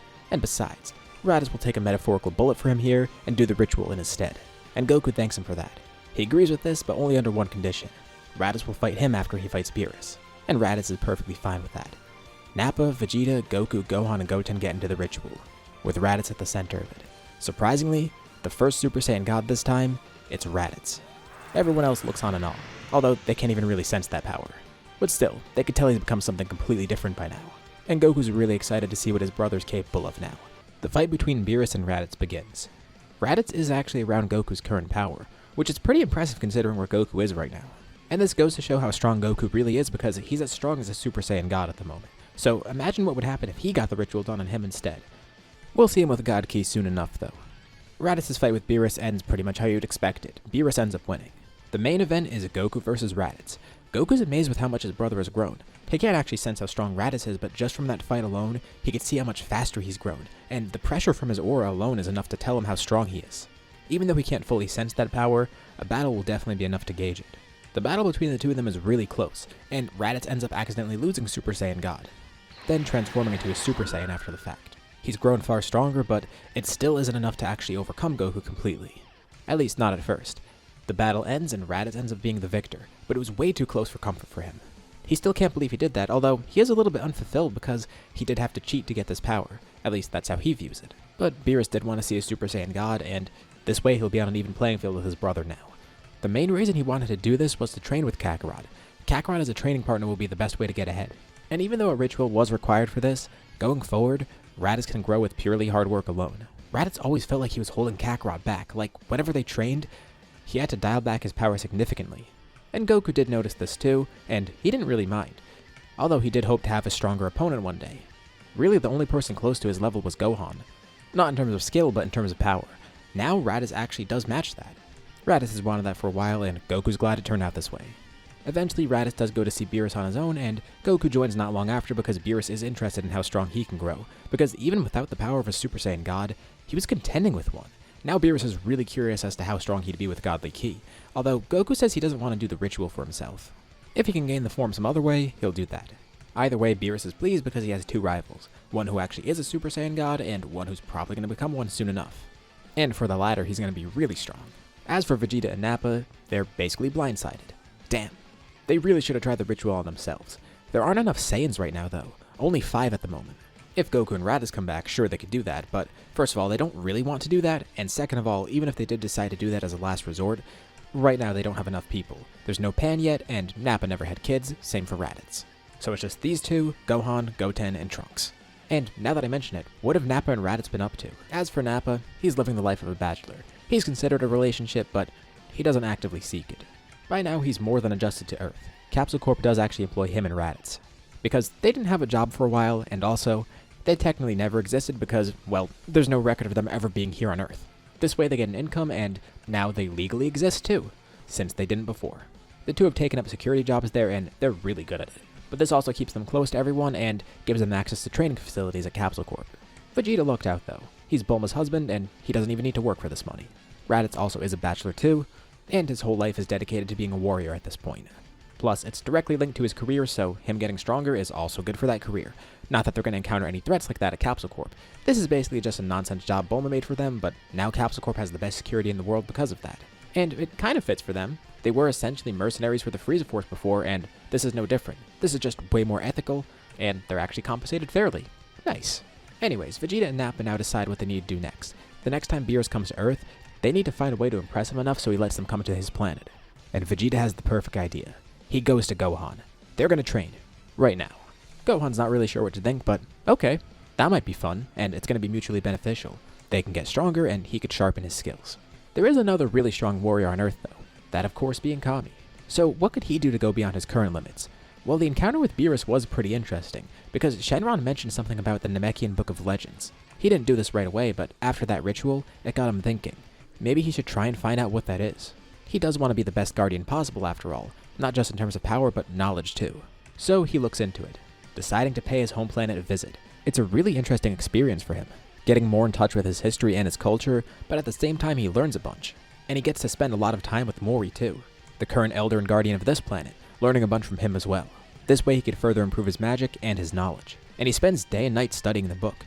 He could just ask Shenron for this, but first of all, he doesn't really want to rely on Shenron again, and second of all, this is faster because Shenron is temporarily deactivated. This is immediately after Battle of Gods happened, so he needs to wait a bit for Shenron to come back anyways. Just like the people around him working for power, he's going to work for this knowledge. He's not taking a shortcut. In some of his free time, Gohan does train with Vegeta and Nappa. About a year after Battle of Gods, Beerus does come back to Earth, and they figure out a way to impress him, mainly by giving him great food, but they showcase a new power they have complete control over, Super Saiyan 3. Beerus isn't incredibly impressed with this, but he is glad that they grew a bunch. And it couldn't hurt to have more Saiyans on his planet. He doesn't want to have too many people there, but at the same time, more people training together means faster growth for everybody. Especially with how far above everyone Goku is, he might actually need 3 Super Saiyan gods fighting him. We fast forward some more, like a lot because we go to Resurrection F next. All that really happens over this time period is more training. Frieza's scouts have been watching Earth for a while, and they find out about the Dragon Balls there. In order to get revenge on Goku, they revive not just Frieza, but King Cold as well. And after some time training for them, they end up coming to Earth. That Saiyan was strong before as a Super Saiyan, but whether it be golden hair or green hair, it's not really going to matter to them. Frieza and Cold have spent half a year training, together too, so they've grown a lot. They've trained longer than Frieza, and they've trained together. Although they did get tired of it at some point, so that's why they came to Earth now. Basically, the moment the army lands, they're instantly all defeated in one fell swoop by Kami. He teleports there instantly. When Shenron was summoned, he was actually off Earth back on planet Namek to study some more. And he regrets that because if he were on Earth, he would have instantly known what was going on. But it doesn't matter. He's here to rectify that now. He's the first one to actually arrive there. He closes his eyes, communicating with everyone else around Earth, seeing who else is there. There are a few of them available at the moment, so he simply lifts a finger up and they all teleport there. He's grown so good with magic and his other abilities by now that he could even teleport other people to him. He's a pretty formidable opponent. He's the smartest person on Earth. And he's one of the strongest, as well as the most adept with magic, of course. One of the people who's helping out with the fight is Gohan. Gohan doesn't really know much about Frieza, but from what he heard about him, he knows that they should probably stop Frieza right away. But Frieza and Cold also know that they're probably outmatched here, at least in their suppressed states, so they don't hold anything back. Frieza and King Cold begin transforming, surrounded by a brilliant golden aura. They both have unlocked their own golden form. And Frieza asks if Goku's here, or Vegeta for that matter, or any of the other Saiyans. Gohan tells Frieza he's just gonna have to wait, they're not here right now. And Frieza has no clue who Gohan even is. But he then learns that it's Goku's son. Obviously his beef is with the other Saiyans. But fine, if they're not going to take this seriously and come here, he'll kill everyone one by one to give them some encouragement. Gohan says he's not really sure about that. He then powers up. His hair turns green and sparks of red and yellow electricity surround him. This is his current peak, his own mutated version of Super Saiyan 2. And Frieza notices another fighter there. He didn't teleport in immediately, but Kami then brings him in. He looks exactly like Goku. It's Goten. What is this, a joke? He has to fight Goku's spawn and not Goku himself? One of them's a literal child, what's he gonna do? But then Goten transforms, showing off the same exact form as Gohan. With how much time has passed, he definitely has control over this by now. He's not on Gohan's level, but still, he has that mutated full power version of Super Saiyan 2 that Goku and Gohan have. The fight ends pretty quickly. Goten takes on King Cold, and Gohan takes on Frieza. Frieza can't really do anything against Gohan. Gohan's surprised that he's grown as strong as he did, but it's not enough. As for King Cold, his fight with Goten is a little closer, but Goten completely overpowers him. King Cold has more skill, but it's not enough to make up for the gap in power. Kami, being Goten's teacher at some point, isn't really too sure about Goten fighting King Cold at first because it could be dangerous, but at the same time it could be a good test for him, and Gohan believes that he has this in the bag. And he does. It takes a little bit of effort, but he's able to win here pretty quickly. He definitely needs to refine his skills a little more, but in terms of strength, Kami is amazed to see a kid that strong. No one on Beerus' planet hears about this because, honestly, they don't need to do anything here. But what's up with them by this point? With how much time has passed, not only did Vegeta and Nappa get Super Saiyan God for themselves, but those two and Raditz have Super Saiyan Blue by now. As for Goku, it's a little bit of a weird case. His development is slower, mainly because of how unique his form is. He was able to get Super Saiyan God for himself at first, and then he tried to go beyond that by making his own Super Saiyan Blue. But it was a weird process because the two powers were contradictory. The calmness and purity of Super Saiyan God mixed with the anger in his full power form. Every time he tried to combine it, they just canceled each other out. Even without combining it with his other forms, Super Saiyan God was really strong right off the bat. But eventually he figured out a way to manifest both powers at once. His hair ends up being a pale greenish blue color, with shining dark blue eyes. As for a name for this form, I was going to say just Legendary God, but we never used the term Legendary Super Saiyan in this What If. And I did make Legendary God in another What If. I also considered Wrathful God, but I also used something similar in another What If as well. So I'll just come up with a similar name for this. This form is Raging God Goku, a form that manifests his power from anger as well as his calmness. A completely harmonic form for him. The Universe 6 tournament eventually rolls around, and as you'd expect, it's probably going to be a wash here. As for the team, it's going to be the 4 Saiyans and Kami. But that's just incredibly overkill, and there's no way that Universe 6 is winning this one. Vegeta, Nappa, and Raditz all have Super Saiyan Blue. Of those 3, Raditz is actually the strongest now, thanks to him having a nice head start, and also training with Goku for longer. For Universe 6, facing these 3 is bad enough on its own. But then there's Kami, who's completely unpredictable. He has so many different ways of fighting by now that it's really hard to counter him. His strength is actually on par with the Super Saiyan Blues. He's even renovated the time chamber and has gone in there a bunch. He's upgraded it so he's not limited to just a few days in there. And on top of that, he is eternally youthful now too. So he could train in the Room of Spirit and Time as long as he wants. He won't die from old age and the door won't close on him. So he actually might be the biggest threat here besides Goku. And obviously as for Goku, well, he doesn't even get the chance to fight here, but if he did, come on, what are they going to do against him? Universe 7 is incredibly stacked now, and this doesn't even include Gohan and Goten. Their universe is truly something else. But after it happens, Zamasu ends up watching the tournament. Goku never even got a chance to fight, but in the alternate timeline that he's from, Zamasu actually does encounter Goku, pretty much like it happened normally. That, combined with everything he saw in the tournament and the fact that there's a time traveler, that all disgusted him. And to think, Kami, the guardian of Earth, in Zamasu's eyes, yes, he's a divine being, but why is he that strong? He's above the Kais in his own universe. Zamasu hates seeing all of this. Eventually, a familiar face returns to Capsule Corp. Trunks is back. His timeline briefly was safe, and he did have the time machine still. But he had to face a horrifying opponent, Goku. And he knew that he stood no chance. He attempted to fight Goku before, but as much as it pained him, he knew that his only real option was retreat. So he laid low for as long as he could, and when he had to, he bought time by just distracting Goku a bit. But he never directly fought him. He tried to grow stronger, but he knew he could never get to that level. And that leads him to where he is now. He's back in the past, hoping that this will somehow rectify it. However, he's dragging someone else to the past with him too. A doppelganger of Goku arrives through a portal. Goku Black is here. Upon seeing Goku Black, Goku immediately realizes that he needs to finish this quickly. He's not sure if this guy just looks like him or actually is him in some way. But whatever the case may be, this kinda seems like Cell all over again. As in, there's a villain with power similar to his, and he can't just stand around and do nothing. Goku obviously does want to have a good fight with him, but at the same time he realizes the danger here. But first he gauges Goku Black's power and realizes that's actually the case. Somehow, someway, this guy does have his powers, which is immediately a red flag. He can't let him grow any further. There is a very brief battle and Goku ends up being the winner. But when Goku's about to land the kill shot, a portal appears, dragging Goku Black back through. Thankfully he doesn't destroy the time machine, but it still does need to be refueled. He's too preoccupied and injured to even think about that. But as he's pulled back through the portal, something unexpected happens. Basically on instinct, Goku powers all the way up. The portal is only here to pull Goku Black back into it. But Goku tries something that he doubts is going to work, although it ends up actually working. Through sheer power alone, he rips open the portal again, following Goku Black through it as it closes. Again, this was purely off of instinct. He didn't actually plan to do this, nor did he think it would work. Without realizing it, Goku just ripped through time and space on accident. Not just breaking dimensions, but breaking timelines. And the hole in time doesn't close. Beerus is there nearby and he freaks out. Goku's gonna destroy everything, but Whis says he's got it. He flies up to the portal and looks through it. Seeing both Gokus there, equally confused. Whis asks Goku if he wants to come back, but Goku says he's gonna finish this on his own. Although Whis warns him, don't do that again, that's way too dangerous. But as he closes up the portal, he sees someone else appear nearby. Zamasu teleports in next to Goku Black. Surprised to see Goku's also here too. Whis notes this, and Zamasu realizes he was just spotted. He shouldn't have teleported in just now. This immediately prompts Beerus and Whis to go speak with Gowasu. They put two and two together really quickly. Trunks spends time with Vegeta, Raditz, and Nappa, as Bulma refuels the time machine. Looks like they're just gonna have to wait for Goku to come back. So, right off the bat, events are already altered. Goku never met Zamasu in his timeline because of Goku Black's involvement. Thanks to the time ring, this doesn't affect either Zamasu or Goku Black in the future. And with Beerus and Whis checking in on Zamasu, basically by default this means the present timeline is safe. Zamasu starts to heal Goku Black. But once Goku realizes exactly what's happening, he attacks. And Goku Black did get a good amount of healing from that, but not fully. His rage is overflowing too. This isn't what he planned, especially with him interrupting Zamasu's healing. To make things worse, Beerus and Whis now know about Zamasu's involvement. Goku Black tries to hold off Goku, and eventually transforms into his own new form. Well, it's not entirely new. He goes into Rosette, with his power being equivalent to Goku's. Even though his hair color is different, it pretty much is the same to him. Goku can tell the form is divine, but also is similar to his. It has that same red lightning around it. And it seems that it's growing with rage as well. The fight intensifies, and both continue growing during the fight itself. Goku Black is now growing much stronger, but Goku's also growing too. It's an unstoppable force versus an immovable object. Their clashes alone are threatening everything.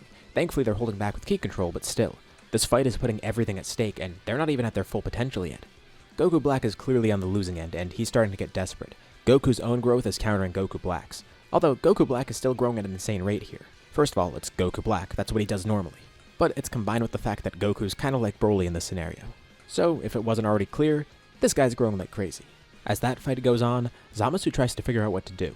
He wants to go in and heal Goku Black because if he fully heals him, while Goku's wearing himself out too, that's gonna give Goku Black a clear advantage. Plus, Goku can't escape here like Trunks did. There's no time machine. Sure, he might be able to rip through space and time again, but it seems like Whis didn't want that, and maybe Goku will actually listen. Maybe.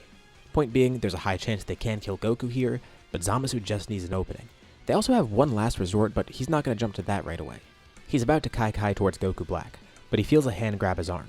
He turns back and is immediately met with a punch to the face. So strong that it snaps his neck on impact. Zamasu catches his footing, grabs his head, and puts it back into place, regenerating completely from this.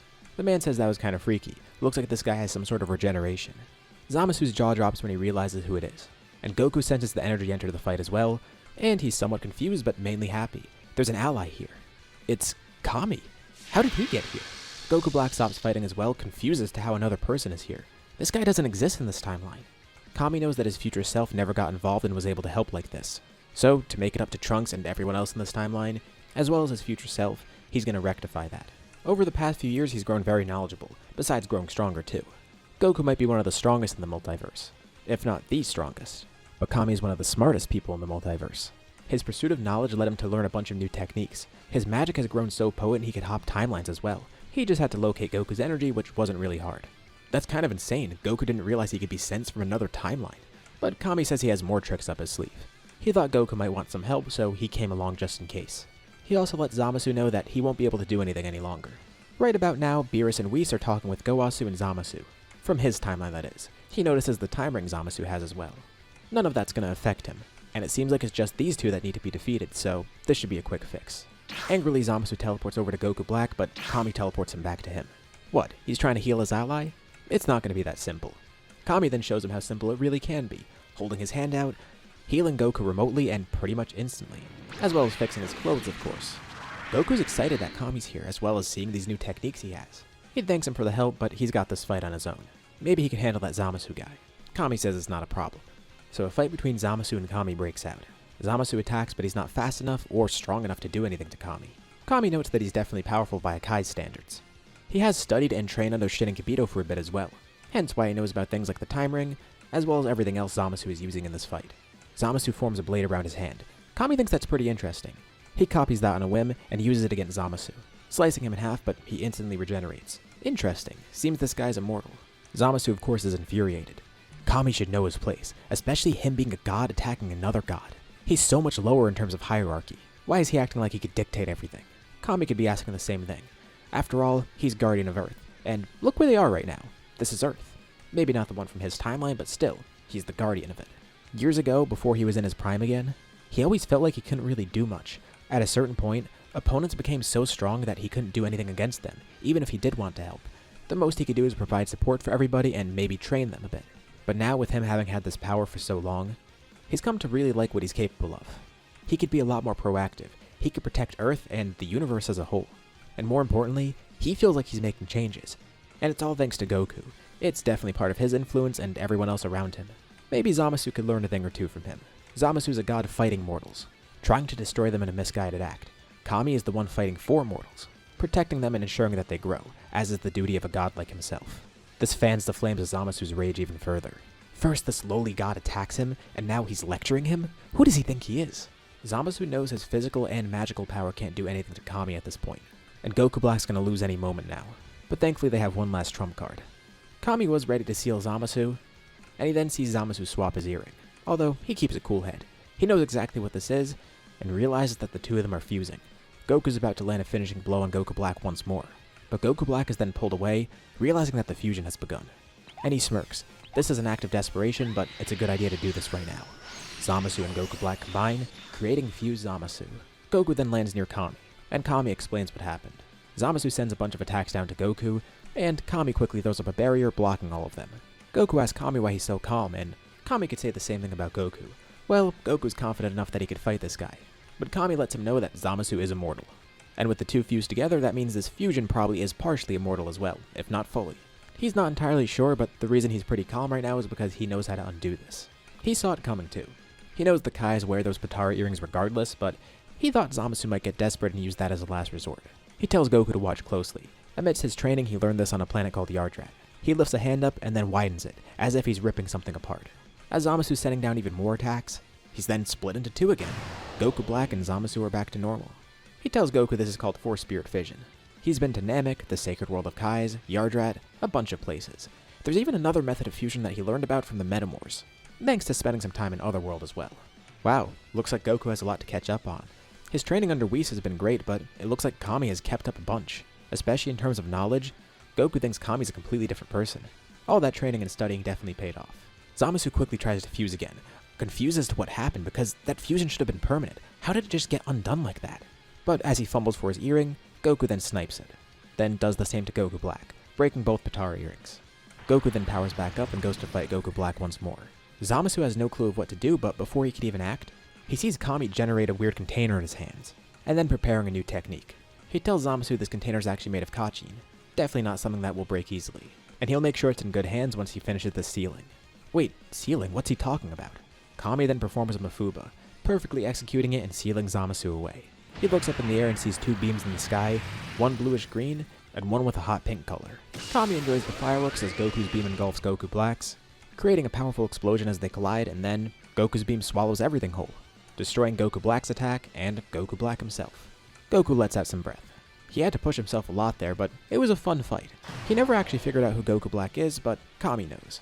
He grabs on the container holding Zamasu in it, and reads all of his thoughts and memories. That's another Goku from another timeline.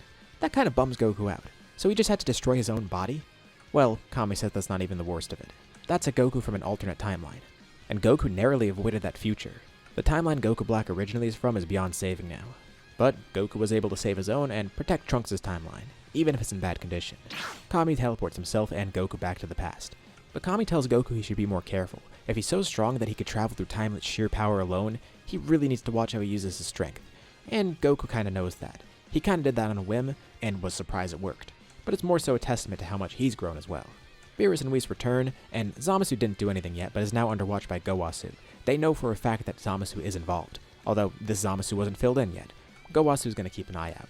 Beerus and Whis also get the rest of the info from Kami. Beerus isn't really too fond of Kami traveling through timelines, but at least he did it the right way. He wasn't making a time machine, and he wasn't ripping open space-time with his bare hands. Plus, even though he's very low in the hierarchy, he is a divine being, so Beerus will look the other way. He traveled the right way, and he sort of has clearance for it. At least way more than Goku and Trunks do. Trunks enjoys his time back in the past too, and he's glad that Goku solved it that quickly. But Kami thanks him because if anything, Trunks saved this timeline too. Goku and Kami stopped Goku Black and Zamasu in the future. But without Trunks' help, they wouldn't have known about Zamasu in this timeline, and the same tragedy would have happened here. Trunks got to see Gohan a bit over this time too, and he admires how much Gohan's grown. He's kept up with his training, mainly thanks to Goku never dying here and the other Saiyans being around, but more importantly he's thriving. He has a family and he achieved his dream of being a scholar. It's a bit bittersweet for Trunks. It's a shame future Gohan never got to see this. He never got this far in his life, nor did he achieve his goals. More notably, he never got to tame that power. But this Gohan at least got to do that. He achieved his dreams, and he was able to take control of his life and his power. Even though future Gohan might have not made it, still, his influence is here. Trunks wouldn't be alive without him, and by extension, no one would be alive without Trunks coming back in time. Even though future Gohan died far too soon, he did die with a purpose. And Trunks is just glad his timeline is safe and he could return. Trunks thanks everyone once more and goes back home. The Tournament of Power is eventually announced. For Team Universe 7, it's pretty straightforward. Goku, Gohan, Vegeta, Nappa, Raditz, and Kami are the obvious choices to start with. Goten's also recruited to the team because he has a ton of power to back himself up, and Kami has been training him pretty well. We'll get more to that in a bit. Now we need two others, and it would probably just be easy choices like Krillin and Roshi. They don't really have any reason to go out of their way and recruit other people, so even though the androids are alive, and the fact that they could revive someone from hell, there's not really a need to do any of that. Especially the latter thing. They're just going to keep it simple because things are already pretty good on their team. Goku is really excited to see who exists in other universes because these are the strongest people in the multiverse here. Maybe he could finally find some sort of challenge. He's been looking for one for a while, and yes, he's had Goku Black and Cell as well, but both times that was him fighting himself. Two people that were just using his power, and it was risky.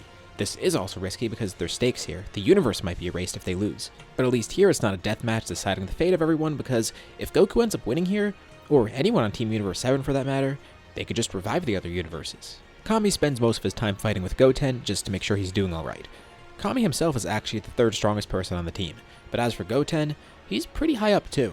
He's trained under Kami a lot because Goku's been away and Kami is definitely a great teacher to be with. Their training has also helped Kami grow as well because Goten is really powerful as is, but more importantly, Goten is seeing a lot of growth. His power and potential is amazing, just like Gohan's. He's just less experienced than everyone else, so he needs to work on that skill and figure out how to utilize his power better. Kami of course has strength and technique. He's a pretty insane support on the team, and probably the most crucial part of the team. Even if he's only the third most powerful behind Goku and Gohan, consider what he's capable of. He could heal people, he could do other things with spirit control, he could utilize magic, he has his Namekian abilities, and he has also grown a lot stronger recently. After spending time with the Kais, he had trained with the Z-Sword a bunch, resulting in Elder Kai becoming free. He learned that Elder Kai can unlock more of his potential, and out of curiosity he went for this. Plus the fact that Kami also wants to be the best guardian possible. He doesn't care if he has to take a shortcut or whatever. His duty is towards Earth, and while he does like growing on his own and it's definitely more fulfilling, he can put that pride aside in favor of Earth. In the tournament, this new power awakened state is shown, but it's not even the full extent of Kami's power. he doesn't really get to show off much because, well, everyone else is showing off.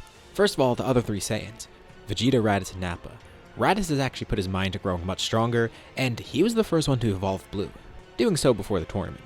Vegeta is pretty much equal to Raditz, but Raditz continuously gets ahead, so Vegeta really has to keep up. Same goes for Nappa. The 3 of them are on relatively equal footing, pretty much relative to where Vegeta is in canon.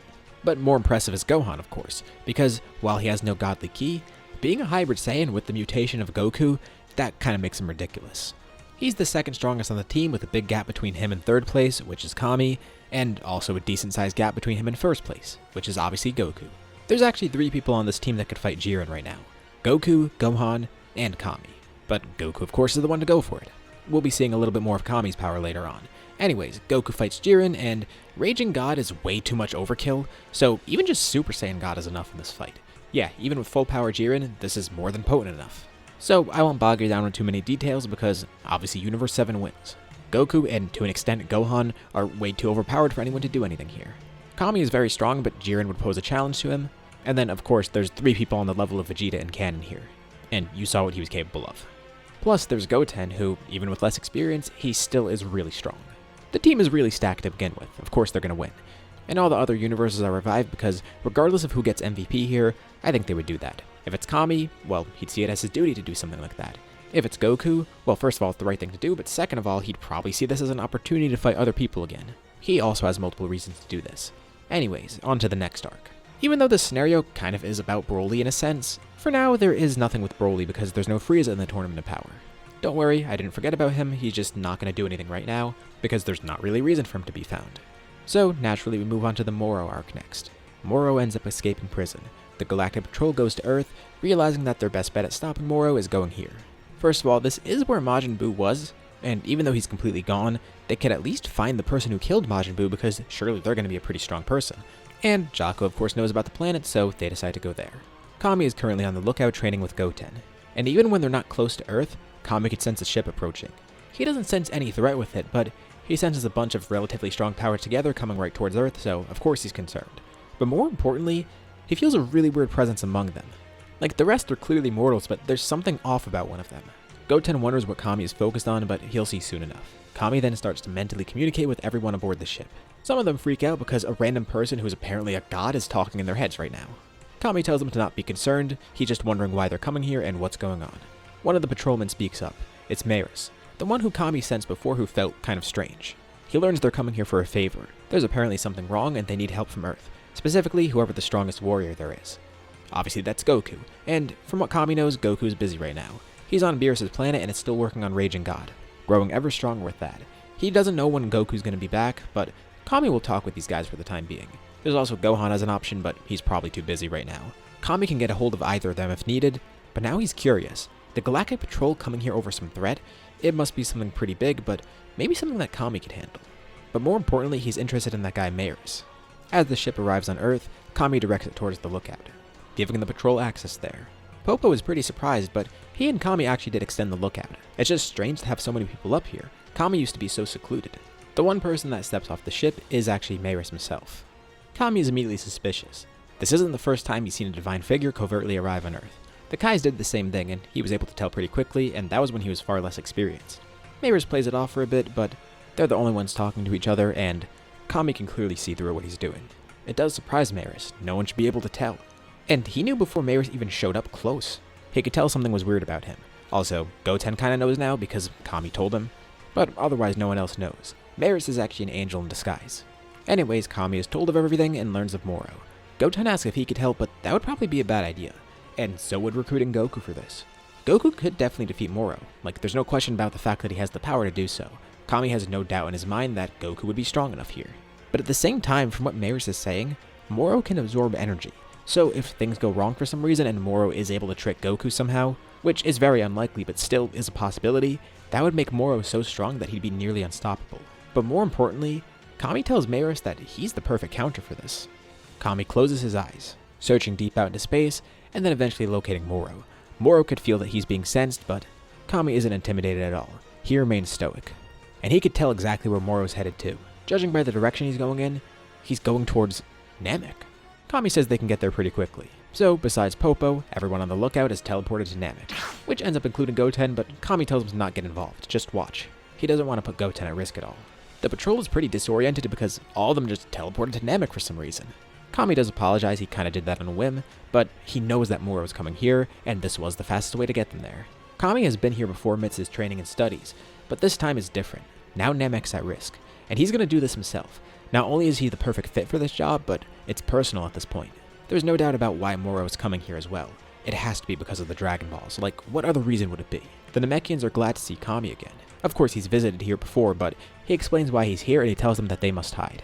He doesn't want anyone getting harmed, so it's better safe than sorry. The threat's on the way here, but Kami's gonna stop it. A few hours later, Moro then touched down. They got here really early and Kami didn't realize it, but at least they're prepared. Moro could already tell that he was gonna have to fight Kami right when he got off his ship. So he steps off and the two face each other. Kami questions Moro. He's here for the Dragon Balls, isn't he? And Moro could tell that he's not dealing with the average person because first of all, Kami was able to send him all the way out in space and he clearly is powerful, not just in strength, but there's something else about him too. And it makes Moro wonder what his magic is like because he's a Namekian, and they have access to some magic, but it's usually not too potent. But he could tell this guy is different. A battle begins, and at first, it's magic versus magic. Although the thing here is, unlike Moro, Kami could back up his magic with physical power too. Moro can get physical power, but he doesn't have it right now. Moro is definitely a better magician here, and he commends Kami for what he's capable of. He hasn't seen a magic opponent like this in a while. He's not on the Grand Supreme Kai's level, but that's the only other time he faced an opponent in a magical battle where he actually was challenged. Kami stops holding back too when he figures out what Moro is all about. He tries to use the planet's energy to attack Kami with, but Kami just sends it all back. In terms of physical attacks, nothing Moro does works either. He even tries to absorb Namek's energy for himself, but Kami's able to stop it. And it confuses Moro because there's no way his magic should be overcome like this. And Kami says what he's doing isn't necessarily magic. He doesn't just have access to that. The planet is in perfect shape right now. No one is killed either. Kami tells Moro that he could do the exact opposite of what he does. Moro then sticks a hand out, desperately trying to take energy from Kami, but it doesn't work. His training on Yard Art with spirit control has really helped him, and he has used Force Spirit Vision in a battle before, but not like this. Last time it was to undo a fusion. This time, it's to prevent absorption. Kami's then able to drain all of Moro's stolen energy. He doesn't really have much at this point, but there still is some in there. And normally Kami doesn't do this, but given the fact that Namek is at risk here, and especially after seeing what Moro's capable of up close, he gives a show of force even if it's a little unnecessary. He does feel a bit angry about this. It's probably the Piccolo side of him. But that's also part of where his power came from. After getting his potential unlocked a while ago, he figured out a way to even go beyond that. A power that existed deeper within him emerged. Kami takes on a terrifying transformation. At least terrifying for Moro because he's on the opposite end of it. He grows much larger in size and, more notably, he's orange now. This is also the last thing Moro sees. He tries to take some of Kami's energy, but it doesn't work. Kami instantly stops it, and instead sends some energy to Moro another way. With a single ki blast, he eradicates Moro. Cranberry's nearby watching too, and he tries to escape, but as his ship flies away, Goten then flies through it, with the ship crashing to the ground nearby.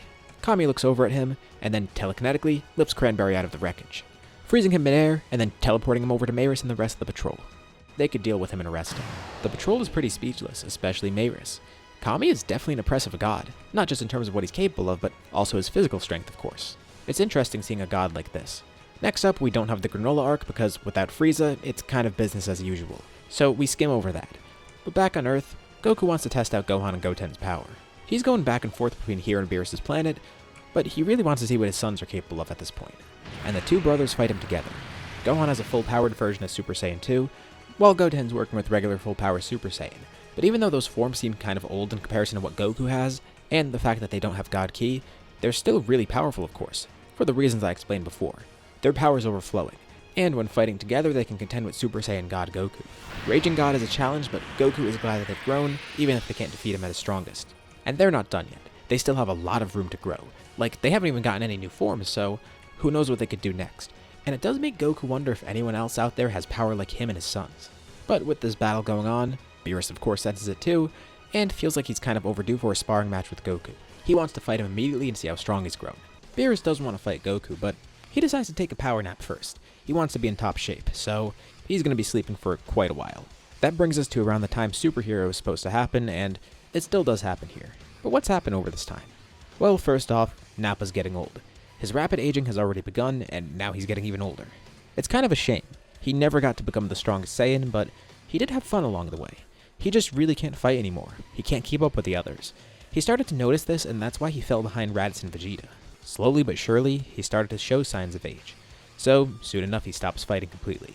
And he gets ready to rapidly become an old man. Not really great, but still, at least he's on Earth. On the other hand, Raditz and Vegeta continue to grow. They'll never get beyond Goku's level, but they could still challenge each other. It's a shame that Nappa can't fight anymore. Well, he can, it's just not wise to. But at least they have their own rivalry amongst each other. Goku, of course, continues down his own path, not only working more with Raging God, but he also has something else up his sleeve. But let's go to Earth for a bit.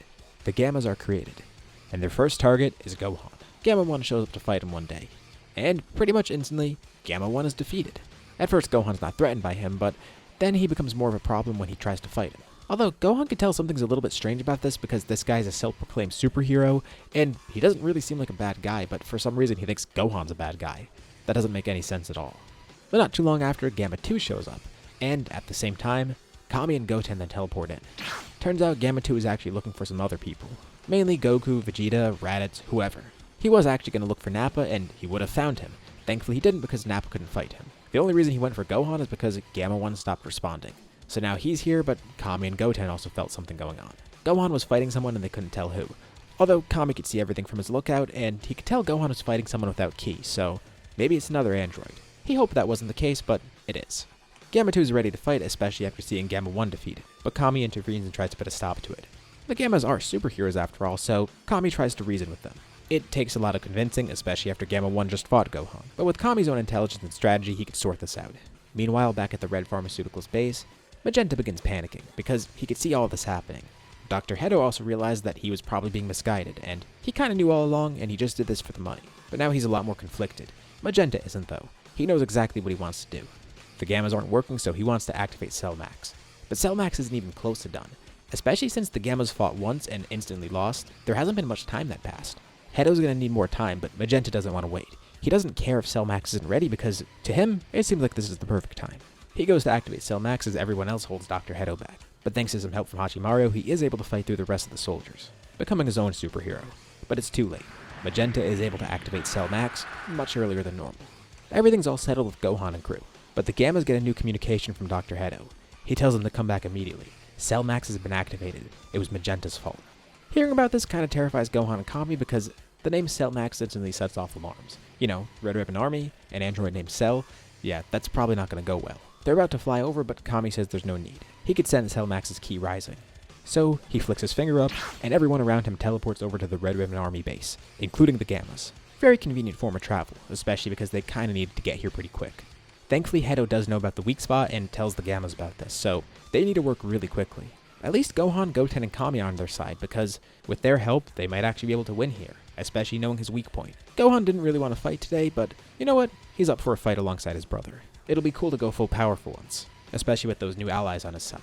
The two power up and showcase pretty much the same exact form. Their hair is still green, but this time it becomes a lot longer. They never saw Goku use something like this, but now they have it. Since they peaked at full power Super Saiyan 2, they just call this Super Saiyan 3, and pretty much by default it was mutated for them. Weirdly enough, right when they got this, it was pretty much green-haired by default. Not that they're questioning it. It's really powerful, but it also drains really quickly. It's no surprise to Kami either, because he's the one training Goten. Although, the Gammas are pretty surprised because they didn't account for that. No wonder they lost so quick. And even if they were stronger, what the hell are they even supposed to do against this? Doesn't matter now though. Since Gohan and Goten's power's fleeting, they kinda do need to make this quick. And it's better to make it quick anyways, there's a giant raging kaiju out there. The Gammas and Kami act as the perfect distraction, able to fend off Cell Max for a brief period of time, while Gohan and Goten go for the weak spot. They'll need a powerful combined attack. And you know, this is pretty cool for Gohan. He gets to be kind of a superhero here. Same for Goten. So why not finish off with a flashy move? It's almost like two Saiyamen working in action. That's an interesting way to view it. The two go as high in the sky as possible, and then they say the word to Kami. First off, the Gammas each launch their own blast at Cell Max's head, stunning him for a bit. Kami then goes orange and uses all of his magic at once just to hold him in place. With Kami's strength right now, maybe he even could try and defeat Cell Max, but this is a safer option. With his power, he actually is able to hold Cell Max in place, as Gohan and Goten descend from the sky at rapid speeds. They launch downwards, back to back, each with a leg out, each propelling themselves with a beam as well, to make them go faster. And with full power Super Saiyan 3, they definitely have more than enough strength. They effectively turn themselves into bullets, flying right through the weak point on Cell Max's head, one-shotting him with their combined attack.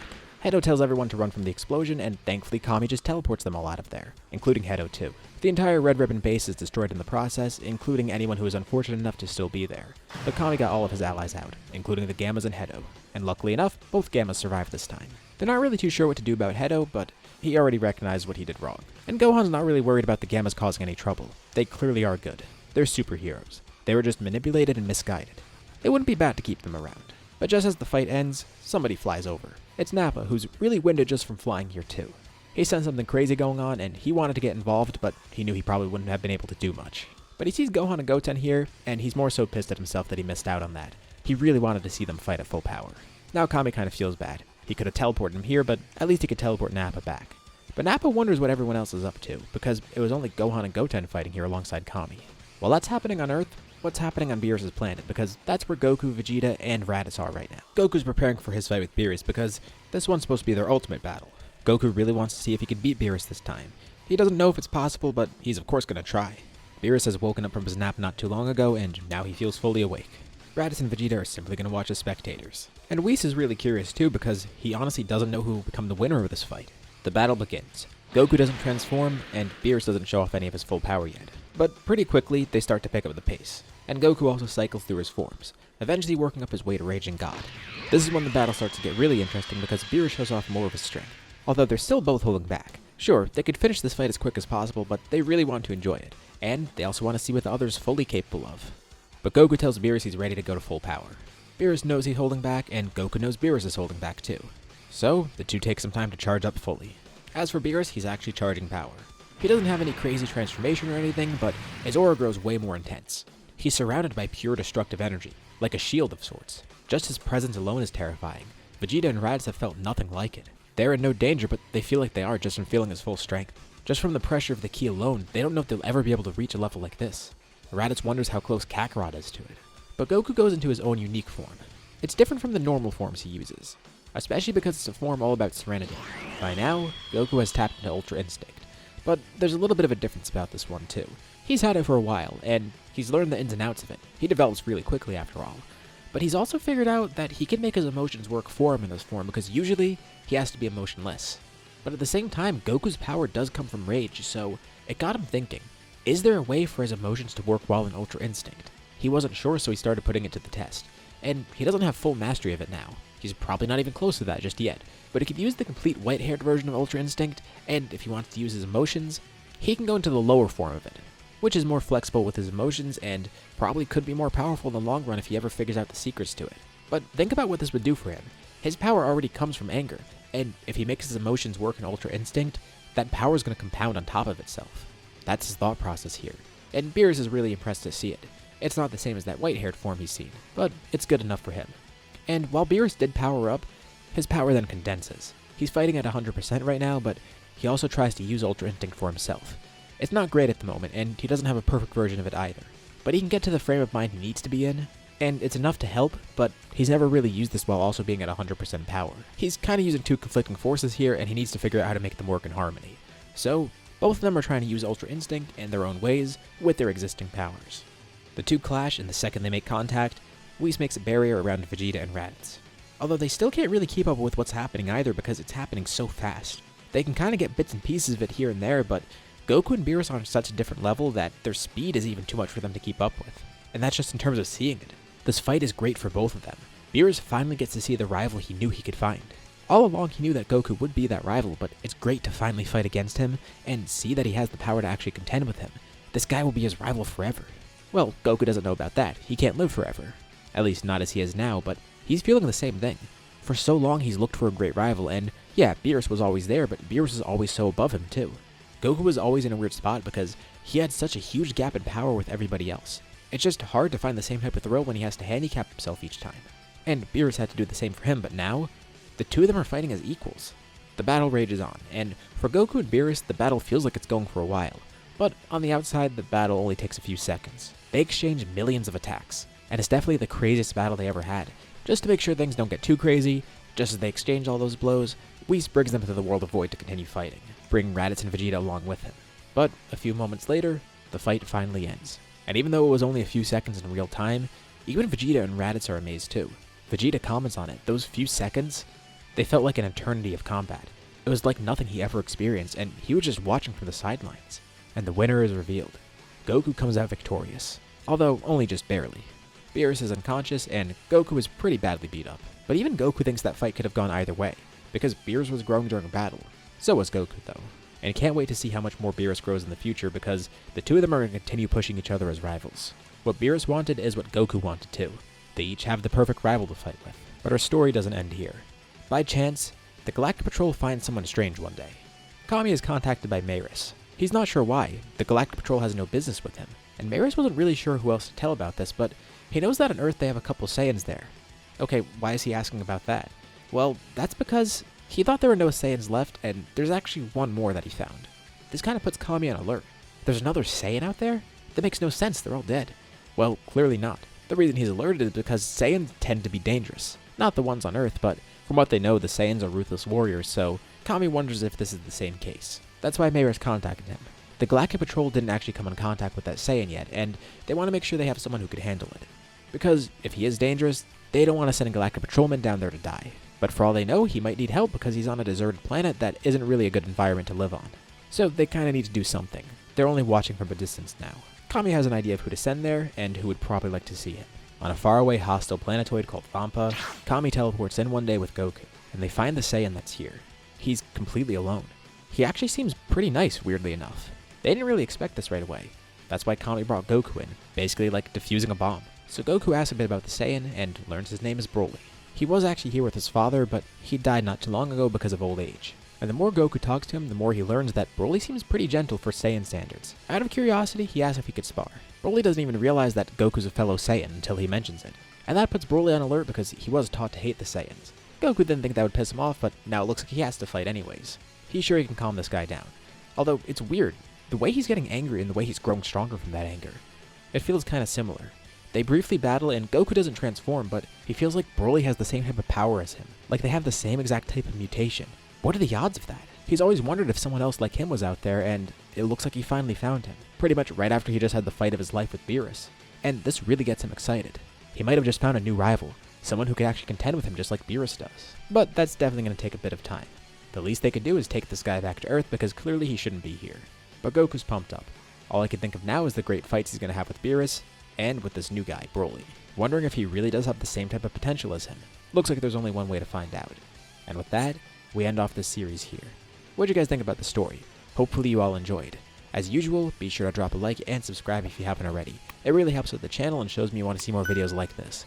Anyways, thank you all for watching, thanks for supporting the scenario all the way through, and I'll see you all in my next video.